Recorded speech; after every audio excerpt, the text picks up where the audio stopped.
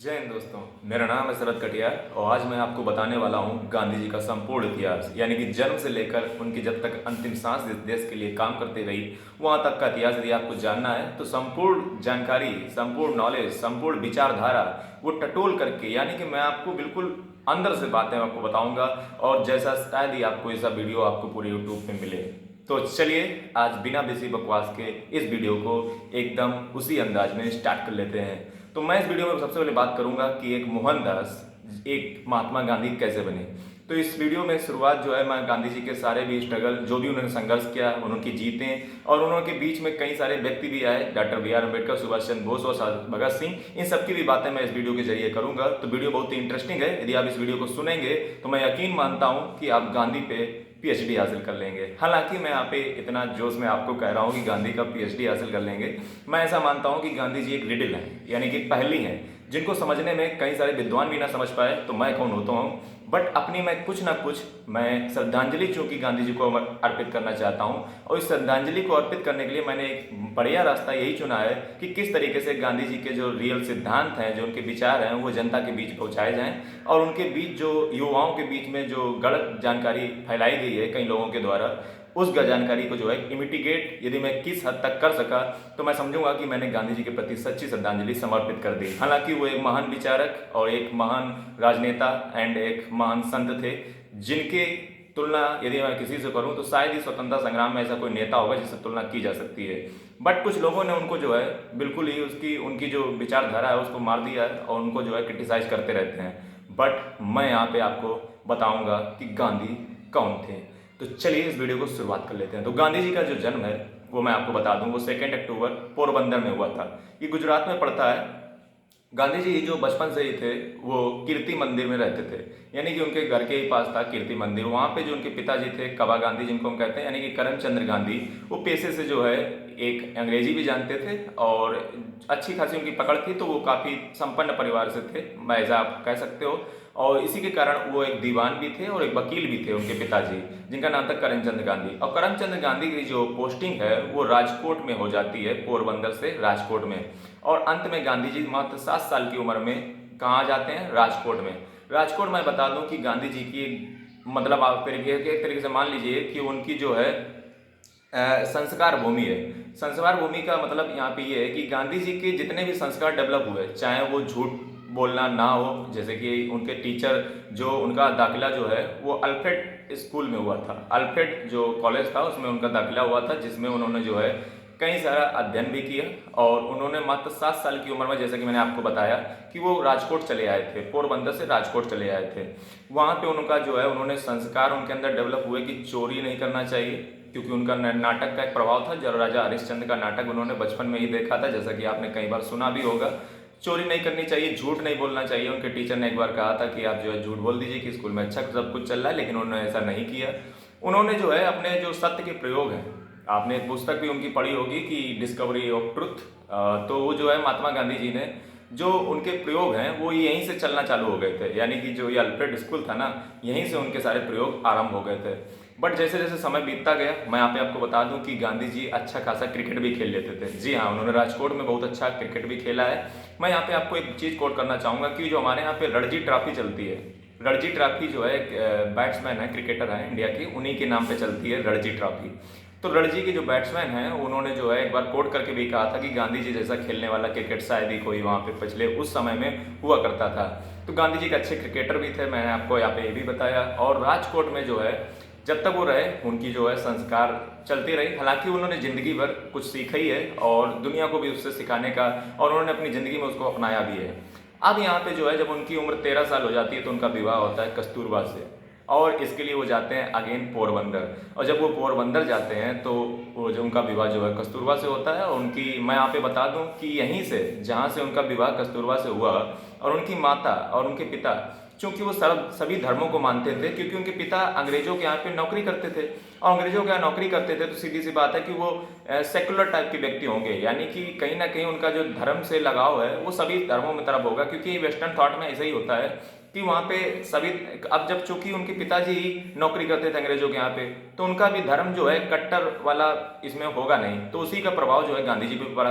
गांधी जी भी जो थे वो हालांकि थे तो वैष्णव, और जैन धर्म की जो फिलॉसफी है उसका प्रभाव गांधी जी के बहुत अच्छा सा पड़ा हुआ है। बट चूंकि उनके पिताजी भी सेकुलर और उनकी माता जी जो थी वो एक ऐसे जगह से आती थी जहाँ पे जो है जो पूजा होती थी वहाँ पे बाइबल को भी शामिल किया जाता था। तो इससे आप समझ सकते हो कि गांधी जी का जो थॉट है वो सेकुलर कैसे बना, यानी कि उनके माता पिता के साथ ही उनकी जो पत्नी थी वो भी जो है ये सारी चीज़ों में जो है सभी धर्मों में विश्वास करती थी। वहीं पे इनकी माता जी जो रामचरितमानस का पाठ भी जो है गांधी जी को सुनाया करती थी, और गांधी जी स्वयं भी रामचरितमानस का पाठ जो है सुनने कीर्ति मंदिर में कभी कभी जाया करते थे। फिलहाल मैंने आपको जो है गांधी जी की अर्ली लाइफ के बारे में बताया और कुछ आपने जाना भी होगा। अब चलिए आगे बढ़ाते हैं। अब जो है यहाँ से कहानी जो है फिर टर्न करेगी। यहाँ पे 1891 1 जून 1891 में गांधी जी क्या होता है, ये बार काउंसिल का एग्जाम पास कर लेते हैं इंग्लैंड से। 1 जून 1891 1891 में बार काउंसिल का जब एग्जाम पास करते हैं तो वो इंग्लैंड से इंडिया आते हैं, और जब इंग्लैंड से जो इंडिया आते हैं तो वो देखते हैं कि यहाँ पे Bombay high court and Rajkot में जो है वो वकील के तौर पे रहते हैं, बट इनका कोई अच्छा खासा इनकम हुआ नहीं और इनकी जो दुकान है वो चली नहीं, तो ऐसे आप कह सकते हो। बट समय आगे बढ़ता गया, गांधी जी के पास पैसा आ नहीं रहा था क्योंकि उन्होंने बैरिस्टर की डिग्री चूंकि हासिल तो की थी लेकिन कमाई नहीं हो रही थी। हालांकि आज के भी समय में अगर आप देखेंगे तो कोई भी व्यक्ति अगर वकील बनना चाहता है तो आप भी देखते होंगे उसकी समाज कहाँ इज्जत करता है, तो फिर वैसा उस समय भी व्याप्त था। फिलहाल समय आगे बढ़ा, तारीख आई मई 1893, मई 1893 1893 मई।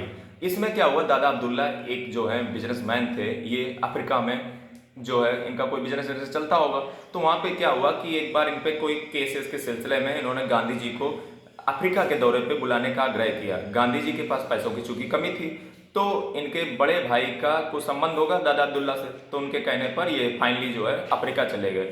बट जब ये अफ्रीका जाते हैं तो ये इन्होंने नहीं कभी सोचा था कि ये पहले बैरिस्टर होंगे जो अफ्रीका जाने वाले होंगे इंडिया से, तो ये रिकॉर्ड सबसे पहले गांधी जी के नाम दर्ज हो गया।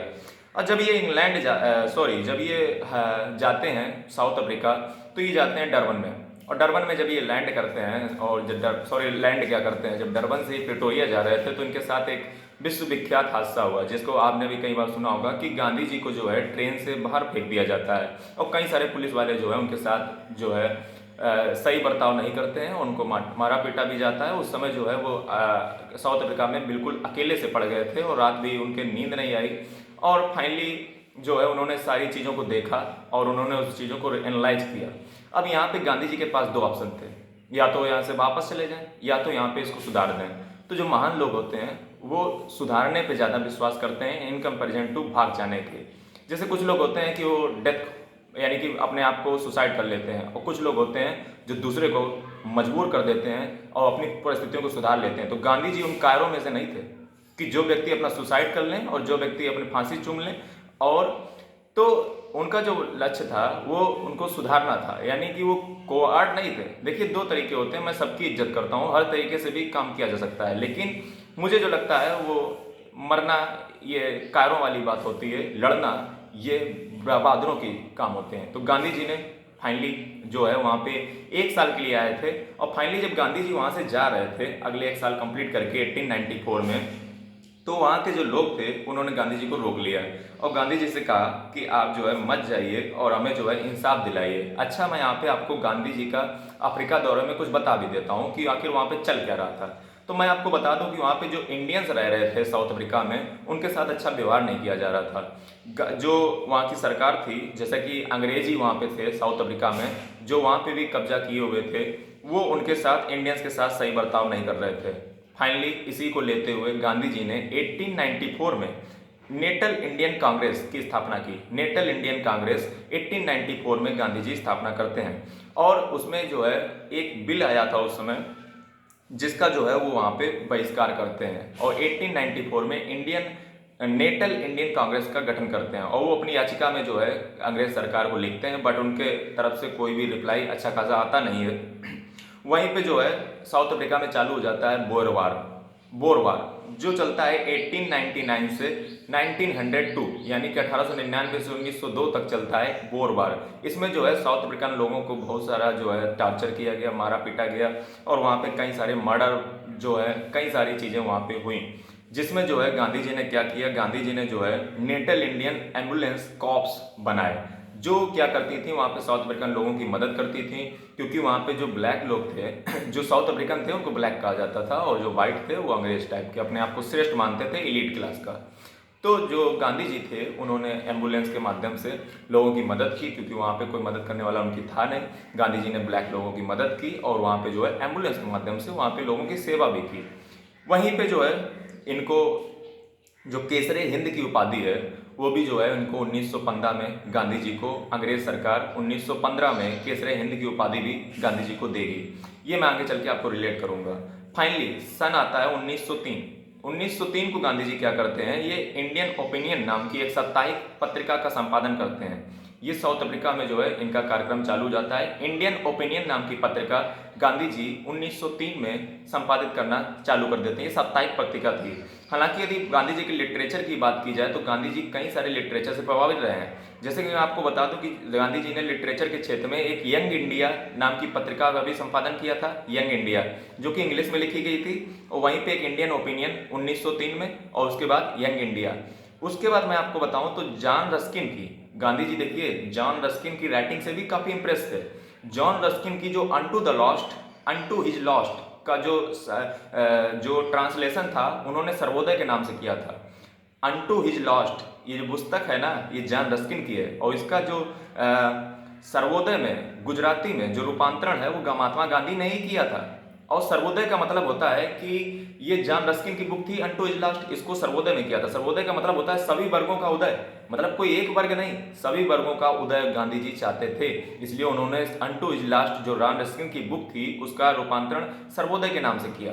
वहीं पे यदि गांधी जी के आगे लिटरेचर की बात करूं तो गांधी जी ने लिटरेचर के क्षेत्र में हिंद स्वराज एक पत्रिका थी उसका भी संपादन किया था, जो 1909 में गुजराती में निकलती थी। 1909 हिंद स्वराज।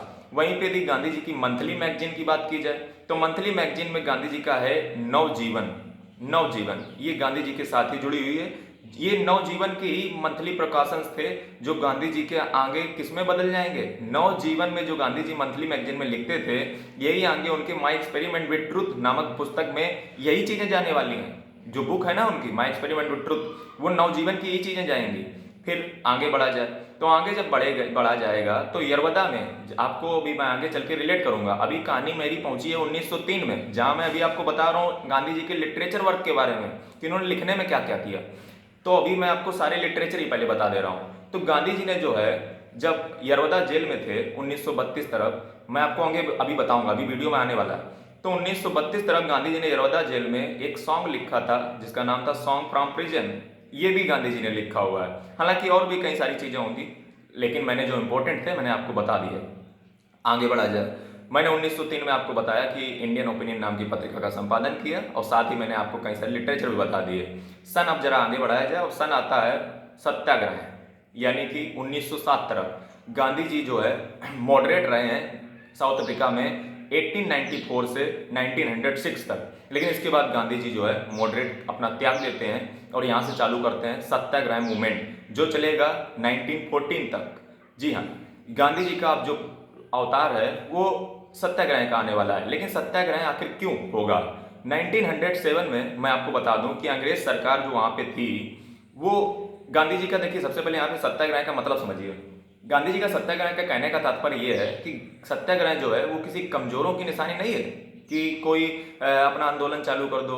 गांधी जी कहते हैं बहादुरों की निशानी है। जी हाँ, और सत्याग्रह जो था, सत्याग्रह देखिए सत्याग्रह का मतलब क्या होता है? सत्याग्रह का मतलब होता है सत्य, यानी कि हमेशा मैं सत्य के मार्ग पे चलूंगा, अहिंसा का पालन करूंगा, अस्तेय यानी कि चोरी नहीं करूंगा, अपरिग्रह यानी कि मैं फालतू की चीजों का वहन नहीं करूंगा, एंड ब्रह्मचर्य मोस्ट इंपोर्टेंटली ब्रह्मचर्य का मैं पालन करूंगा। ये उनके सत्याग्रह के मुख्य कर्णधार थे। वहीं पे मैं बता दूं ये सारे जो अस्त्र थे ये टॉलस्टॉय की बुक में भी मिलते हैं। जी हाँ, गांधी जी एक फिलोसफर हैं टॉलस्टॉय, उनसे भी काफी प्रभावित रहे हैं। टॉलस्टॉय ने जो है अहिंसा पे ज्यादा बल दिया है, इसलिए गांधी जी के उसमें भी मिलता है। ये अच्छा, मैंने 5 चीजें आपको बताई, सत्य, अहिंसा, अस्तेय, अपरिग्रह, ब्रह्मचर्य, ये जो है जैन धर्म की फिलॉसफी के पार्ट है। जी हाँ, जब आप जैन धर्म पढ़ते होंगे क्लास 10th में, तब आपको ये जरूर पढ़ाए गए होंगे। तो देखिए ना, गांधी जी किससे कनेक्टेड हैं, ये वैष्णव भी हैं गांधी जी, एंड जैनिज्म से भी अच्छा खासा इनका प्रभाव जो है रहा है। फिलहाल उनकी आइडियोलॉजी एक अलग पार्ट है, वो कई अलग वीडियो में चर्चा हो सकती है। हालांकि जितना आपको जानना है इस वीडियो में देखते रहिए, आपको कंप्लीट नॉलेज मिलना ही वाला है। वहीं पे सत्याग्रह की बात की जाए तो सत्याग्रह लाने की जरूरत क्यों पड़ी, क्योंकि सवाल तो वही है। तो सत्याग्रह लाने की जरूरत इसलिए पड़ी क्योंकि वहां पे जो है 4 चीजें होने वाली थी साउथ अफ्रीका में। पहला, एशियाटिक रजिस्ट्रेशन बिल आया था। ये एशियाटिक रजिस्ट्रेशन बिल क्या था, ये दरअसल ये था कि इसमें जो है जितने भी इंडियन रह रहे थे साउथ अफ्रीका में, उनको रजिस्ट्रेशन कराना पड़ेगा जिनकी उम्र 8 साल के ऊपर है, और यदि कोई बच्चा है तो उसके पेरेंट्स को रजिस्ट्रेशन उसका कराना अनिवार्य है, और वो आईडी कार्ड लेकर के पूरे साउथ अफ्रीका में घूमेगा। यदि वो आईडी कार्ड नहीं होगा तो साउथ अफ्रीकन जो पुलिस है वो कुछ भी कर सकती है। दूसरा चीज क्या था, दूसरा चीज था पोल टैक्स। पोल टैक्स जो था वो 3% वसूला जा रहा था लोगों से। जी हाँ, सबसे पहले तो ये 24% हुआ करता था, लेकिन बीच में जो है, मैंने नहीं आपको बताया कि बीच में वो युद्ध हुआ था पोर वार वाला जो 1899 तरफ, तब ये 3% आ गया था। पहले 24% हुआ करता था, 24% 3% आज भी वसूला जा रहा था। तो पोल टैक्स जो वसूला जा रहा था उसकी कोई लिमिट भी नहीं थी कि इनकम इतनी होगी तब लगेगा, मतलब सबसे ही 3% लेना ही है। तो दूसरा कारण ये था सत्याग्रह का। तीसरा कारण सत्याग्रह का ये था कि किसी भी व्यक्ति को वहां पे इमिग्रेंट को जाने नहीं दिया जा रहा था। जैसे कोई इंडियन है वहां पे अगर वर्क कर रहा है तो उसको जाने नहीं दे रहे हो आप। तो ये जो तीसरा कारण था जिसको हम इमिग्रेशन लॉ के तहत भी मानते हैं। चौथा कारण क्या था, चौथा कारण था मैरिज को इनवैलिडेट कर देना। जी हाँ, वहां की जो सुप्रीम कोर्ट थी उसने मैरिज को इनवैलिडेट कर दिया था। जितनी भी मैरिजें जो है हिंदू पर्सनल लॉ या मुस्लिम पर्सनल लॉ के तहत हुई होंगी, वो सारी मैरिजें में मानी जाएंगी, और उनके जो चिल्ड्रेन होंगे, जो उनसे मैरिज से बच्चे होंगे, वो भी इनवैलिडेट माने जाएंगे, यानी कि इनलेजिटमेट। जी हाँ, तो इसका उपाय क्या था, ये बच्चे मतलब क्या मैरिज क्या गलत मानी जाएगी। जी हाँ, यदि आप मैरिज क्रिश्चियन के जो लॉ होता है उसके अनुसार नहीं करते हो तो आपकी मैरिज नहीं मानी जाएगी। ये 4 मुख्य कारण थे जिसके कारण गांधी जी को सत्याग्रह वहां पे करना पड़ा, वहां के स्थानीय लोगों के साथ मिलकर और भारतीयों के साथ मिलकर के। फिलहाल समय आगे बढ़ा, गांधी जी ने जो है वहां पे सत्याग्रह किया, और फाइनली जो है उनकी सत्याग्रह का ही जो प्रभाव था जो 1914 में वहां पे आ जाता है राहत बिल। जी हाँ, इस राहत बिल में क्या किया गया, ये सारा टैक्स सब हटा दिया गया और जितनी भी मेन शर्तें थी वो सारी मान ली गई, और अंत में जो है गांधी जी का सत्याग्रह सफल रहा। बट मैं हमेशा कहता हूँ कि कोई भी चीज़ जो है वो आसानी से नहीं मिल जाती है, उसके लिए उंगली टेढ़ी करनी पड़ती है, और जब उंगली टेढ़ी होती है तो कई सारे लोग उसमें मारे भी जाते हैं, कई सारे लोग की हत्या भी होती है, क्योंकि इतिहास ही वैसा रहा है कि हमेशा जो है कोई भी चीज़ ऐसे मिलती ही नहीं है। हालांकि गांधी जी सदैव ही अहिंसा के पुजारी रहे हैं, और उन्होंने अगर इसमें विजय हासिल की है तो उन्होंने एक ही आधार पर विजय हासिल की है, वो है अहिंसा। यदि आप अहिंसा करते हो तो अंग्रेजों को आपको मारने का मौका ही नहीं मिल पाएगा। अंग्रेज तो यही चाहते थे कि आप हिंसा करो, आप कुछ करो तो हम भी हिंसा करें, लेकिन गांधी जी कहते हैं मैं तो निशस्त्र हूं, यानी कि मुझे आप कैसे मारोगे, मैं तो कुछ करूंगा ही नहीं, मैं अहिंसा का पालन करता हूं, मैं सिर्फ बातों से आपसे लड़ूंगा, मैं सिर्फ विचारों से लड़ूंगा, मैं आपसे पत्रों से लड़ूंगा, लेकिन मैं कभी हिंसा नहीं करूंगा, इसलिए आपको मैं मौका ही नहीं दूंगा लड़ने को, आप जितना भी खिसियाते रहिए आप कुछ नहीं कर पाओगे। ये था गांधी जी का अहिंसा परमो धर्म। तो गांधी जी की जो लाइफ थी उन्होंने यहाँ से सीखा। गांधी जी ने साउथ अफ्रीका में, जो अब गांधी जी के यहाँ पे जाने का समय आ गया है इंडिया में, तो गांधी जी फाइनली जो है साउथ अफ्रीका का जो कैंपेन था इसको सक्सेसफुल बना करके वापस अपने वतन लौटते हैं 9 जनवरी 1915 को, जिसको हम मनाते हैं प्रवासी दिवस के रूप में भी इंडिया में। अब गांधी जी का यहाँ से काम चालू हुआ इंडिया में, बट गांधी जी इंडिया जाते इससे पहले गांधी जी मिलने गए हैं गोखले से। जी हाँ, जो गोखले हैं उनसे गांधी जी मिलने गए हैं। गोखले से क्यों मिलने गए हैं, क्योंकि गांधी जी जो है गोखले को अपना पॉलिटिकल गुरु मानते हैं, और गोखले उनसे कहते हैं, यहाँ आने से पहले वो लंदन जाते हैं गोखले से मिलने, तो गोखले उनसे कहते हैं कि आप सबसे पहले इंडिया जाते समय आप जो है सबसे पहले कुछ भी नहीं करोगे, सबसे पहले इंडिया को घूमिएगा, देखिएगा, विचारिएगा, और कुछ छोटे मूवमेंट चालू कीजिएगा, उसके बाद ही आप कुछ बड़ा स्टेप उठाइएगा, सबसे पहले जाते ही मत कूद पड़िएगा किसी भी चीज़ में। तो गांधी जी भी जो है ऐसा ही करते हैं, वो इंडिया आते हैं, फाइनली पूरा देश का भ्रमण करते हैं, और गांधी जी चूंकि साउथ अफ्रीका से इतना बड़ा काम करके आ रहे थे तो उनकी इमेज जो थी इंडिया में बनी चुकी थी। उनके सिर्फ एक आह्वान पे पूरा देश चल पड़ता था। ये शायद ही किसी की दम होगी जो किसी एक साधारण से व्यक्ति के कहने से, हालांकि उनको साधारण तो नहीं कहना चाहिए, और एक व्यक्ति के कहने मात्र से पूरा देश उनके बात पे कहने चल पड़ता था। तो ये गांधी की पावर थी, समझे। ऐसे ही थोड़े ना हर कोई व्यक्ति इतना अनपढ़ थोड़ी ना है कि वहाँ पे चल पड़ेगा, जरूर कुछ बात रही होगी उस व्यक्ति में, आप क्या जानो। तो 9 जनवरी 1915 में गांधी जी इंडिया आते हैं गोखले से मिलने के बाद, और वो जो है ट्रैवल करना चालू कर देते हैं। ट्रैवल करने के बाद मैं आपको बता दूं कि 1916 में बीएचयू, बनारस हिंदू यूनिवर्सिटी, जो मदन मोहन मालवीय के द्वारा स्थापित की गई थी, उसमें भी वो जाते हैं इनविटेशन मिलने पे। उसके बाद एनी बेसेंट से मिलते हैं। एनी बेसेंट भी कोई यूनिवर्सिटी शायद बनाने वाली थी, उसमें भी वो जाते हैं इनविटेशन पे। एनी बेसेंट मैं आपको बता दूं वो होम रूल लीग का यहाँ पे जो है थियोसोफिकल सोसाइटी का जो यहाँ पे लीड कर रही थी। ठीक है, फिलहाल गांधी पे चलते हैं। तो गांधी जी जो है जून 1917 में साबरमती आश्रम की स्थापना करते हैं। जून 1917 में आगे यदि चला जाए, अब गांधी जी स्टार्ट कर देते हैं कुछ छोटे छोटे पटाखे फोड़ना। छोटे छोटे पटाखे कैसे होते हैं? जी हाँ, छोटे छोटे पटाखे वो 3 फोड़ते हैं। इन 3 पटाखों में क्या होता है? सबसे पहला देखिए 1916 में जो है 1916 में कांग्रेस का 31वां 31st जो अधिवेशन था वो चल रहा था। कहाँ पे? लखनऊ में, जहाँ पे मुलाकात होती है उनकी राजकुमार शुक्ला के साथ। राजकुमार शुक्ला कौन थे? राजकुमार शुक्ला जो है ये चंपारण में रहते थे। चंपारण में क्या था कि वहाँ पे जो है जबरदस्ती अंग्रेज जो है जो इंडिगो की खेती थी उसको करवाना चाह रहे थे, बट राजकुमार शुक्ला इसके पक्ष में थे नहीं, और वहाँ के कोई भी जो किसान था वो इसके पक्ष में नहीं था। गांधी जी को इसके बात का पता चला। लखनऊ अधिवेशन में जो राजकुमार शुक्ला थे वो पहले से ही पहुंच गए और गांधी जी से आग्रह किया कि आप चंपारण चलिए और हमें इससे निजात दिलाइए।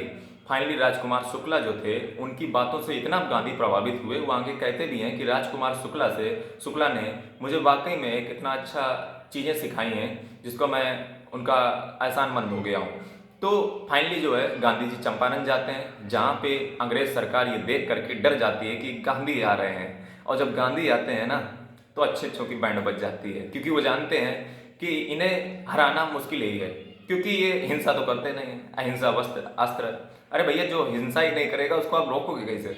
वो तो ऐसे सीधा सीधा कहते हैं कि हम अहिंसाधारी हैं, लेकिन अहिंसा में कितनी ताकत होती है तो कोई गांधी जी से ही सीखे, क्योंकि इसको साधारण लोग नहीं समझ सकते हैं। हर चीज़ हिंसा ही तो थोड़ी ना होती है, हिंसा वाले चले जाते हैं बहुत जल्दी, समझे, और वो जो है कायरों की तरह चले जाते हैं, लेकिन जो अहिंसा करता है वो देखिए कैसे भी जीतता है। तो चंपारण गांधी जी जाते हैं, चंपारण गांधी जी जाते हैं तो वहाँ के स्थानीय लोगों से मुलाकात करते हैं कि क्या यहाँ पे चल रहा है। जैसा कि मैं आपको बता चुका हूँ कि इंडिगो की खेती जबरदस्ती करवाई जा रही थी, जिसको स्थानीय लोग करना वहाँ पे चाह नहीं रहे थे चंपारण में। फाइनली वो वहाँ पे राजेंद्र प्रसाद जी के घर पे मुजफ्फरपुर में शायद ठहरते हैं और जो है चंपारण की तरफ निकल पड़ते हैं। चंपारण में जाने के बाद उन पे जो है अंग्रेज सरकार धारा 144 का उल्लंघन का मुकदमा कर देती है, जो शायद 16 अप्रैल को कर दिया जाता है। जिसके बाद जो है गांधी जी जेल धारा 144, जो कि बैरिस्टर गांधी जी भी थे तो उनको हल्के में थोड़ा ना ले हुए। तो गांधी जी जो है फाइनली 20 अप्रैल को गांधी जी से धारा 144 का मुकदमा है वो वापस ले लिया जाता है। इसके पीछे कारण ये था कि गांधी जी वहाँ पे जो जितने भी स्थानीय लोग थे गांव गली के, उन्होंने कई सारे लोगों को इकट्ठा किया और सिग्नेचर करवाए सारे लोगों के, और ब्रिटिश गवर्नमेंट को दे दिया और उनसे कहा कि इस पर जो है जांच होनी चाहिए। और फाइनली जो है वहाँ पे एक जांच समिति बनी जिसने जो है वहाँ पे जो इंडिगो की खेती हो रही थी उसको अवैध करार दिया, और गांधी की उसमें भी विजय हुई। और फाइनली यहाँ पे चंपारण में गांधी विजय दिवस फिर मना एक बार, और गांधी जी यहाँ पे जीत गए और सारे किसान खुशी हो गए। अब यहाँ पे गांधी जी का बात थी, मैंने आपको कहा था गांधी जी 3 पटाखे फोड़ेंगे, अभी तो एक ही तो फोड़ा है चंपारण में, दूसरा पटाखा फोड़ते हैं जा करके कहाँ पे? दूसरा पटाखा फोड़ा जाता है अहमदाबाद मिल स्ट्राइक। जी हाँ, अगला टारगेट था उनका अहमदाबाद।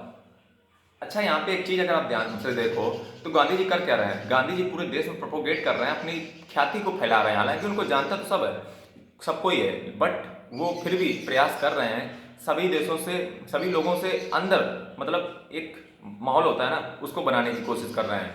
क्योंकि गांधी जी समझते हैं कि जब तक आप जमीन पे उतर के मेहनत नहीं करोगे तब तक आपके साथ कोई नहीं आने वाला है। फाइनली गांधी जाते हैं, अगला मिशन उनका होता है अहमदाबाद मिल स्ट्राइक। वहाँ पे क्या मामला था? वहाँ पे जो मामला था वो कुछ ऐसा था कि उसमें जो अनुसुईया साराभाई थी, अनुसुईया साराभाई ये जो है इनका संबंध उन्हीं से है जो आगे चल के साइंटिस्ट एक हमारे यहाँ पे हुए हैं। अनुसुईया साराभाई ये नेतृत्व कर रही थी। क्या नेतृत्व कर रही थी? कि यहाँ पे मजदूर जो थे वो हड़ताल किए हुए थे कि उनकी जो हाइक है, क्योंकि उनका जो वहाँ के मिल स्ट्राइक के जो मतलब जो रईस लोग होते हैं उन्होंने वहाँ का जो बोनस था मजदूरों का वो हटा दिया था। तो गांधी जी वहाँ पे फाइनली गए तो गांधी जी ने जो है सपोर्ट किया मजदूरों का, मजदूरों से कहा कि आपका बोनस बढ़ना चाहिए, और फाइनली जो है मजदूरों का बोनस बढ़ा भी, मजदूरों का बोनस बढ़ा भी, और उनके वेतन में जो है 20% से 35% की बढ़ोतरी भी की गई। तो अहमदाबाद में भी जो है गांधी जी सक्सेसफुल रहे। और वहाँ पे, हाँ, यहाँ पे एक बात आपको मैं बता दूं कि अहमदाबाद में ही गांधी जी ने पहली बार हंगर स्ट्राइक की थी। जी हाँ, अहमदाबाद मिल स्ट्राइक जो है 1918 में हुई थी। चंपारण जो सत्याग्रह था वो 1917 में हुआ था। अब चलिए फिर आगे बढ़ते हैं। तो आगे जब हम बढ़ते हैं तो गांधी जी आते हैं खेड़ा सत्याग्रह। खेड़ा सत्याग्रह क्या था? खेड़ा सत्याग्रह दरअसल एक तरीके का सत्याग्रह था जो कहाँ चला था? ये चला था खेड़ा में। ये दरअसल जगह है गुजरात में। खेड़ा सत्याग्रह में क्या था? खेड़ा सत्याग्रह में ये था कि वहाँ पे खरीफ की फसल जो है वो फेल हो गई थी, बट जो अंग्रेज थे वो उसका लगान मांग रहे थे।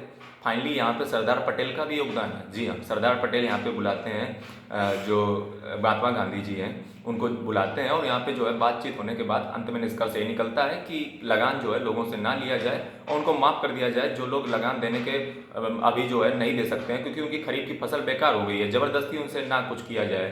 तो फाइनली यहाँ पे भी जो है गांधी विजय दिवस एक बार पुनः मनता है। आगे बढ़ते हैं। अब जो है यहाँ पे 3 पटाखे गांधी जी फोड़ चुके हैं, और इसके बाद जो है गांधी जी की जो ख्याति है वो पूरे देश में लगभग फैल चुकी है।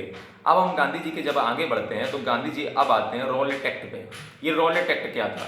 देखिए, मैं इस वीडियो में सिर्फ वही चीज़ें ले रहा हूँ जो गांधी जी से रिलेट करती हैं। अदर मैं चीज़ों को जानता हूँ बट उन्हें मैं आपके सामने प्रस्तुत नहीं कर रहा हूँ। मैं उन्हीं चीज़ों को लेकर आ रहा हूँ जो गांधी जी से संबंध सीधा रखती हैं।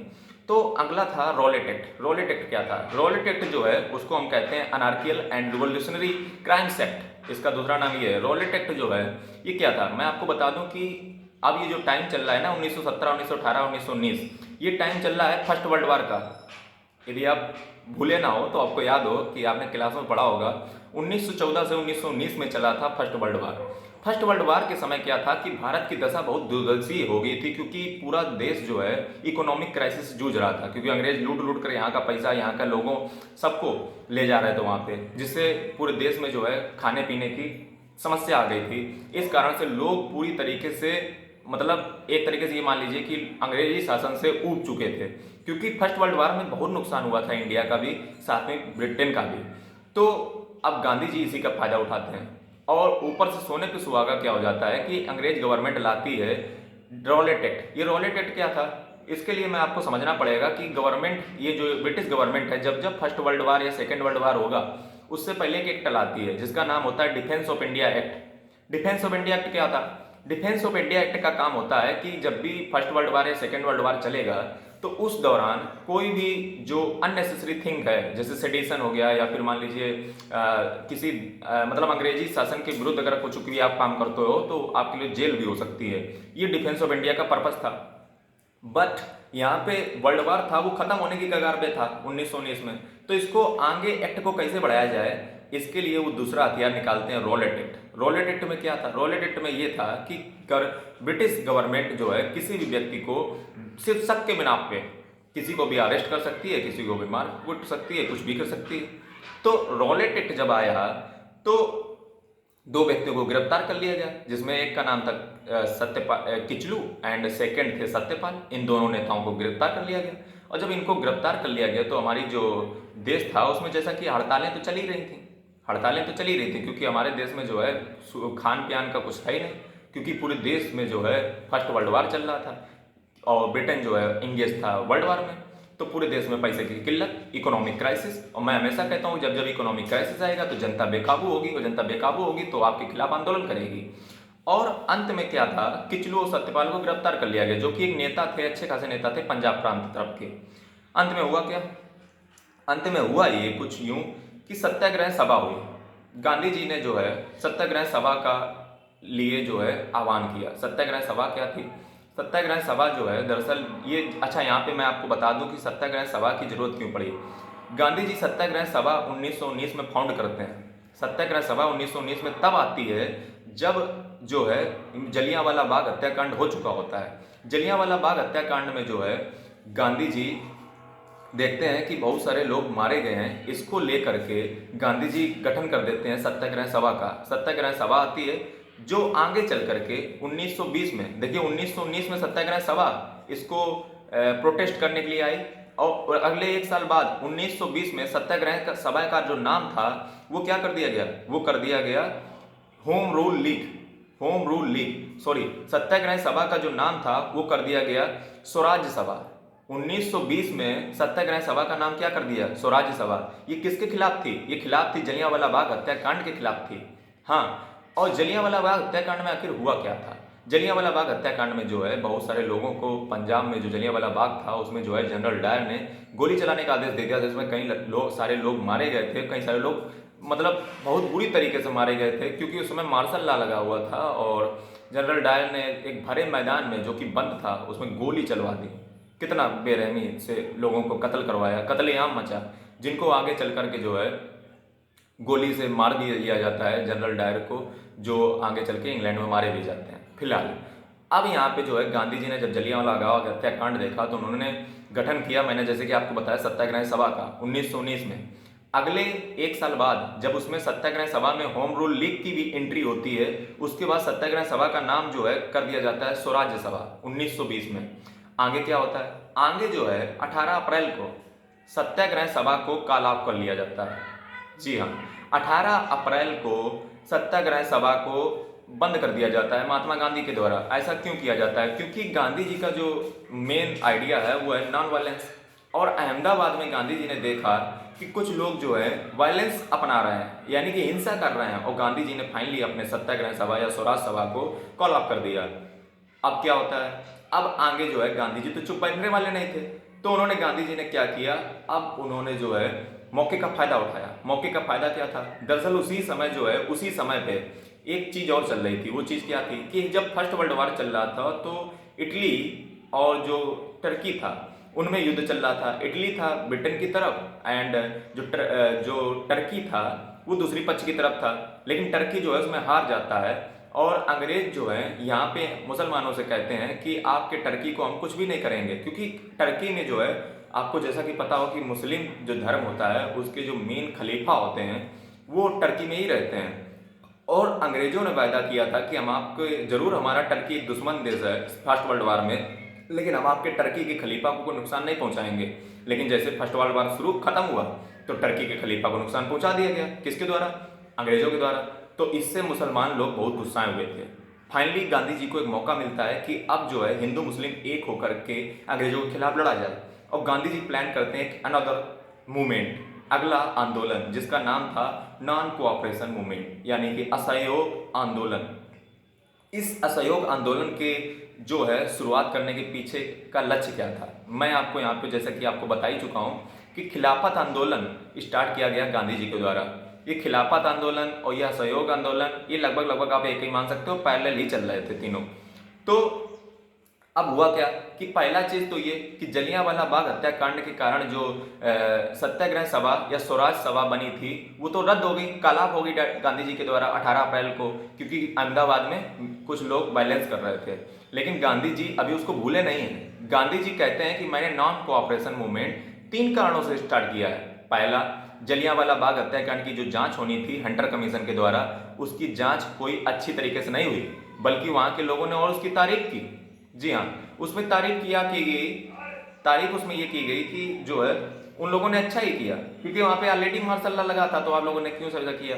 तो इससे गांधी जी अनसेटिस्फाइड थे कि आपने सजा देने के बजाय और उसको पुरस्कार दिया है, जो वहां के जिसने जनरल डायर ने जिसने वहां पे गोली चलाने का आदेश दे दिया था। तो पहला कारण ये था नॉन कोऑपरेशन मूवमेंट की तरफ। दूसरा कारण था यहाँ पे कि जो नॉन कोऑपरेशन मूवमेंट के पीछे दूसरा कारण था वो था खिलाफत मूवमेंट, जो मुसलमानों के साथ जो है गांधी जी चलाना चाह रहे थे। लेकिन इसके सपोर्ट में कांग्रेस बिल्कुल भी नहीं थी। क्यों? क्योंकि कांग्रेस ये नहीं चाहती थी कि कोई भी मूवमेंट जो है वो धर्म के आधार पे हो। गांधी जी धर्म के आधार पर मूवमेंट चला रहे थे, जिसमें जो है मुसलमानों का वो साथ मांग रहे थे और हिंदू मुस्लिम एक करके जो है लड़ने का प्रयास कर रहे थे ब्रिटेन से। बट यहाँ पे जो है यहीं पे एक चीज गड़बड़ हो जाती है, वो ये हो जाता है कि साउथ में कुछ लोग, कुछ हिंदुओं की मर्डर कर दिया जाता है मुसलमानों के द्वारा, जिसको आगे चल के क्रिटिसाइज जो है गांधी जी को क्रिटिसाइज करते हैं कि आपने एक नेशन के चक्कर में, एक देश को बिल्डअप करने के चक्कर में आपने उन मुसलमानों ने जो हिंदुओं की हत्या की है उसके बारे में एक शब्द भी नहीं कहा। तो इस पे जो है गांधी जी की आलोचना की जाती है। हालांकि यहाँ पे जो है आप ये भी सोच सकते हो कि जब हम एक गांधी जी एक नेशनलिस्ट लीडर थे। नेशनलिस्ट का मतलब होता है कि राष्ट्रवादी, और जब एक राष्ट्रवाद की यानी कि राष्ट्रवाद के तरह से आप सोचते हो तो आपके लिए देश सर्वोपरि होता है, और छोटी मोटी चीज़ें जो वहाँ पे चलती रहती हैं उस पर हम कई बार हमें उस पर ध्यान नहीं देना पड़ता है चाहते हुए भी, क्योंकि इससे जो है डिस्टर्बेंस पैदा होगी। बट मेरा ऐसा मानना है कि गांधी जी को उस पर बोलना चाहिए था। इसके लिए उन पे जो है इनसे गलती हो गई, लेकिन मैं ये नहीं कहता हूँ कि इसके बल पे आप पूरा गांधी जी को ही डिफेम कर दो, क्योंकि एक व्यक्ति है, आदमी एक ही है, जिसपे जो 100 काम करता है उसमें अगर 2-3 काम करता है तो उस पर गलती हो भी जाती है तो उसको हमें माफ कर देना चाहिए। क्योंकि अगर हम होते तो शायद उससे ज़्यादा गलती कर देते हैं, लेकिन हमारे लोगों ने जो है उसको बहुत अच्छे से क्रिटिसाइज किया। हालांकि मैं मानता हूँ कि क्रिटिसाइज किया है, जो करने वाली चीज़ है वो करनी चाहिए। अच्छा किया आपने क्रिटिसाइज किया, ठीक है, चलिए आगे बढ़ते हैं। लेकिन हाँ, जो धर्म के आधार पे जो खिलाफत मूवमेंट जो चालू हुआ था, नॉन कोऑपरेशन मूवमेंट चालू हुआ था, और हंटर कमीशन की भी जो है इसमें रिपोर्ट अच्छी नहीं गांधी जी को लगी थी, इस कारण जो है नॉन कोऑपरेशन मूवमेंट और खिलाफत मूवमेंट चालू हो गए। चालू होने के बाद क्या देखा गया कि 1 अगस्त 1920 को नॉन कोऑपरेशन मूवमेंट चालू हो गया। फाइनली गांधी जी, जैसा कि आप जानते हैं कि गांधी जी जब भी कोई वायलेंस वाली चीज़ आ जाती है गांधी जी अपने मूवमेंट को कॉल ऑफ कर देते हैं।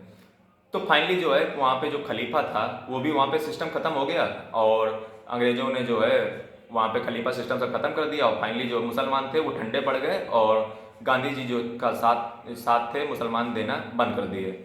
अंत में जो है उसी समय एक कांड हो जाता है जिसको कहते हैं चौराचौरी कांड। जी हाँ, फरवरी 1922 में जो है चौरा चौरी कांड हो जाता है, और इस दिन जो है गांधी जी अपने मूवमेंट को कॉल ऑफ कर देते हैं, यानी कि जो नॉन कोऑपरेशन मूवमेंट था उसको बंद कर देते हैं। इसी को देखते हुए जो सुभाष चंद्र बोस थे वो इसको नेचुरल कैलामिटी का नाम दे देते हैं। ये नेचुरल कैलामिटी है अपने देश के लिए, क्योंकि गांधी जी ने उसी समय कहा था कि हम आपको 1 साल में स्वराज्य दिला देंगे। अच्छा, गांधी जी ने उसी समय कहा था नॉन कोऑपरेशन मूवमेंट के समय कि आंदोलन इतनी तेज हम फैलाएंगे कि इसमें 1 साल में स्वराज्य आ जाएगा, लेकिन गांधी जी तो इसको कॉल ऑफ कर दिए चौरा चौरी कांड के कारण।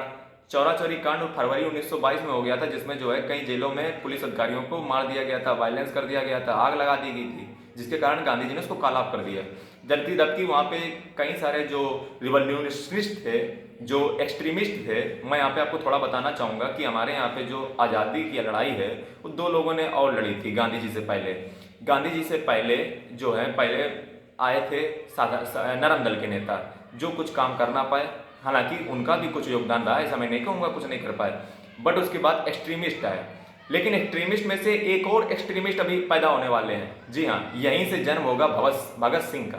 जी हाँ, भगत सिंह, मैं जन्म का मतलब ये नहीं है कि जन्म अभी होगा, जन्म का मतलब ये है कि भगत सिंह नाम का एक जो हमारे क्रांतिकारी हैं, मैं उनके बड़े सम्मान का भाव प्रकट करता हूँ, क्योंकि मैं हर व्यक्ति को अपना योगदान देने के लिए हमेशा अच्छी नज़र से देखता हूँ। मैं ये नहीं कहता हूँ कि सिर्फ वही थे, नो, वो भी जो है यहाँ से गांधी जी से थोड़ा गुस्सा हो जाते हैं। क्यों?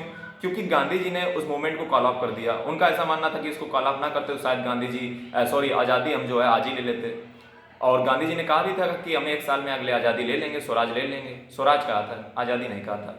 स्वराज और आज़ादी में फर्क होता है। दरअसल देखिए, जो नॉन कोऑपरेशन मूवमेंट था ना, इसमें गांधी जी आज़ादी नहीं लेना चाहते थे, इसमें गांधी जी इंडिया को एक डोमिनियन स्टेटस दिलाना चाहते थे। डोमिनियन स्टेटस का मतलब होता है कि हेड तो कोई ब्रिटिश गवर्नमेंट होगी, बट वहाँ पे जो शासन है वो हम लोग चलाएंगे, ये होता है स्वराज।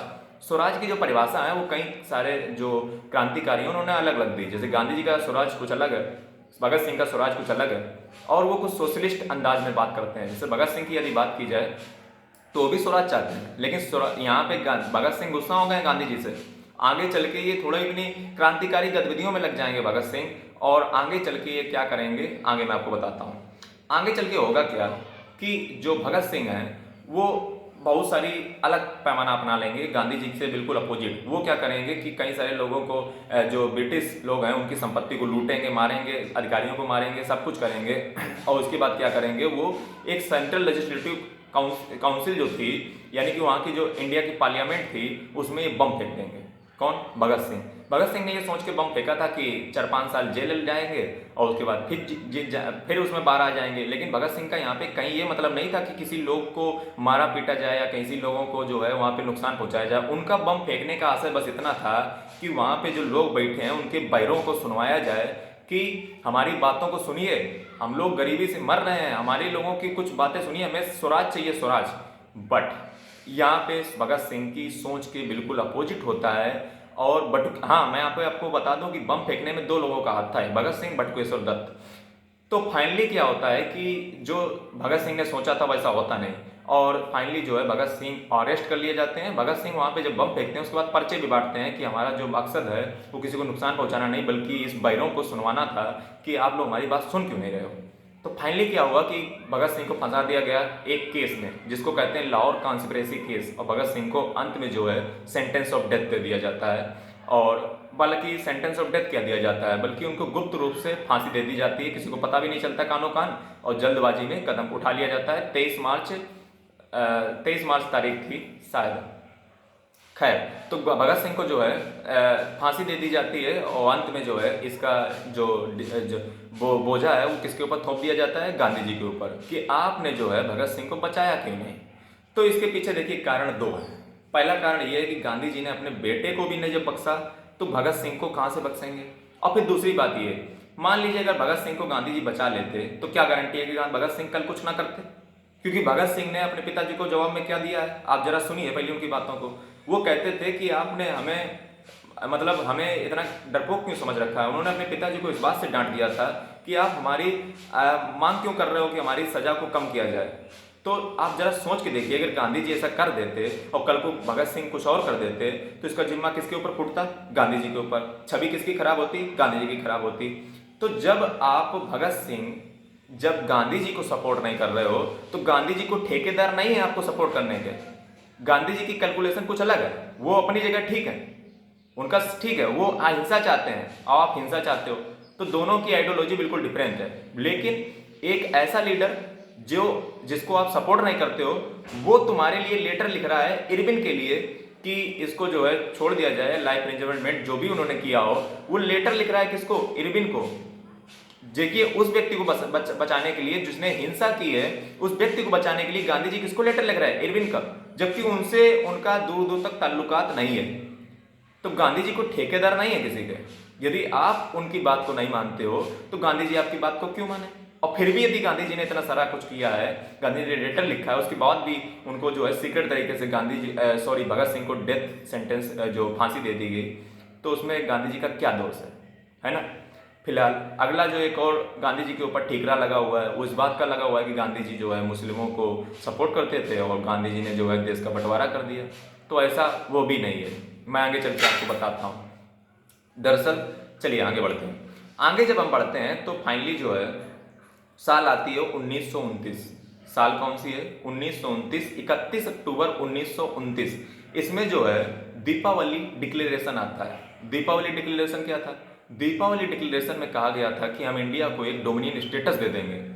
अच्छा, डोमिनियन स्टेटस क्या होता है, जैसा कि मैं आपको बता ही चुका हूँ कि डोमिनियन स्टेटस का मतलब है कि इंडिया का जो हेड होगा वो कोई ब्रिटेन का होगा, यानी कि राष्ट्रपति ब्रिटेन का होगा, और जो गवर्नमेंट जो है वो इंडिया की चलाएगा।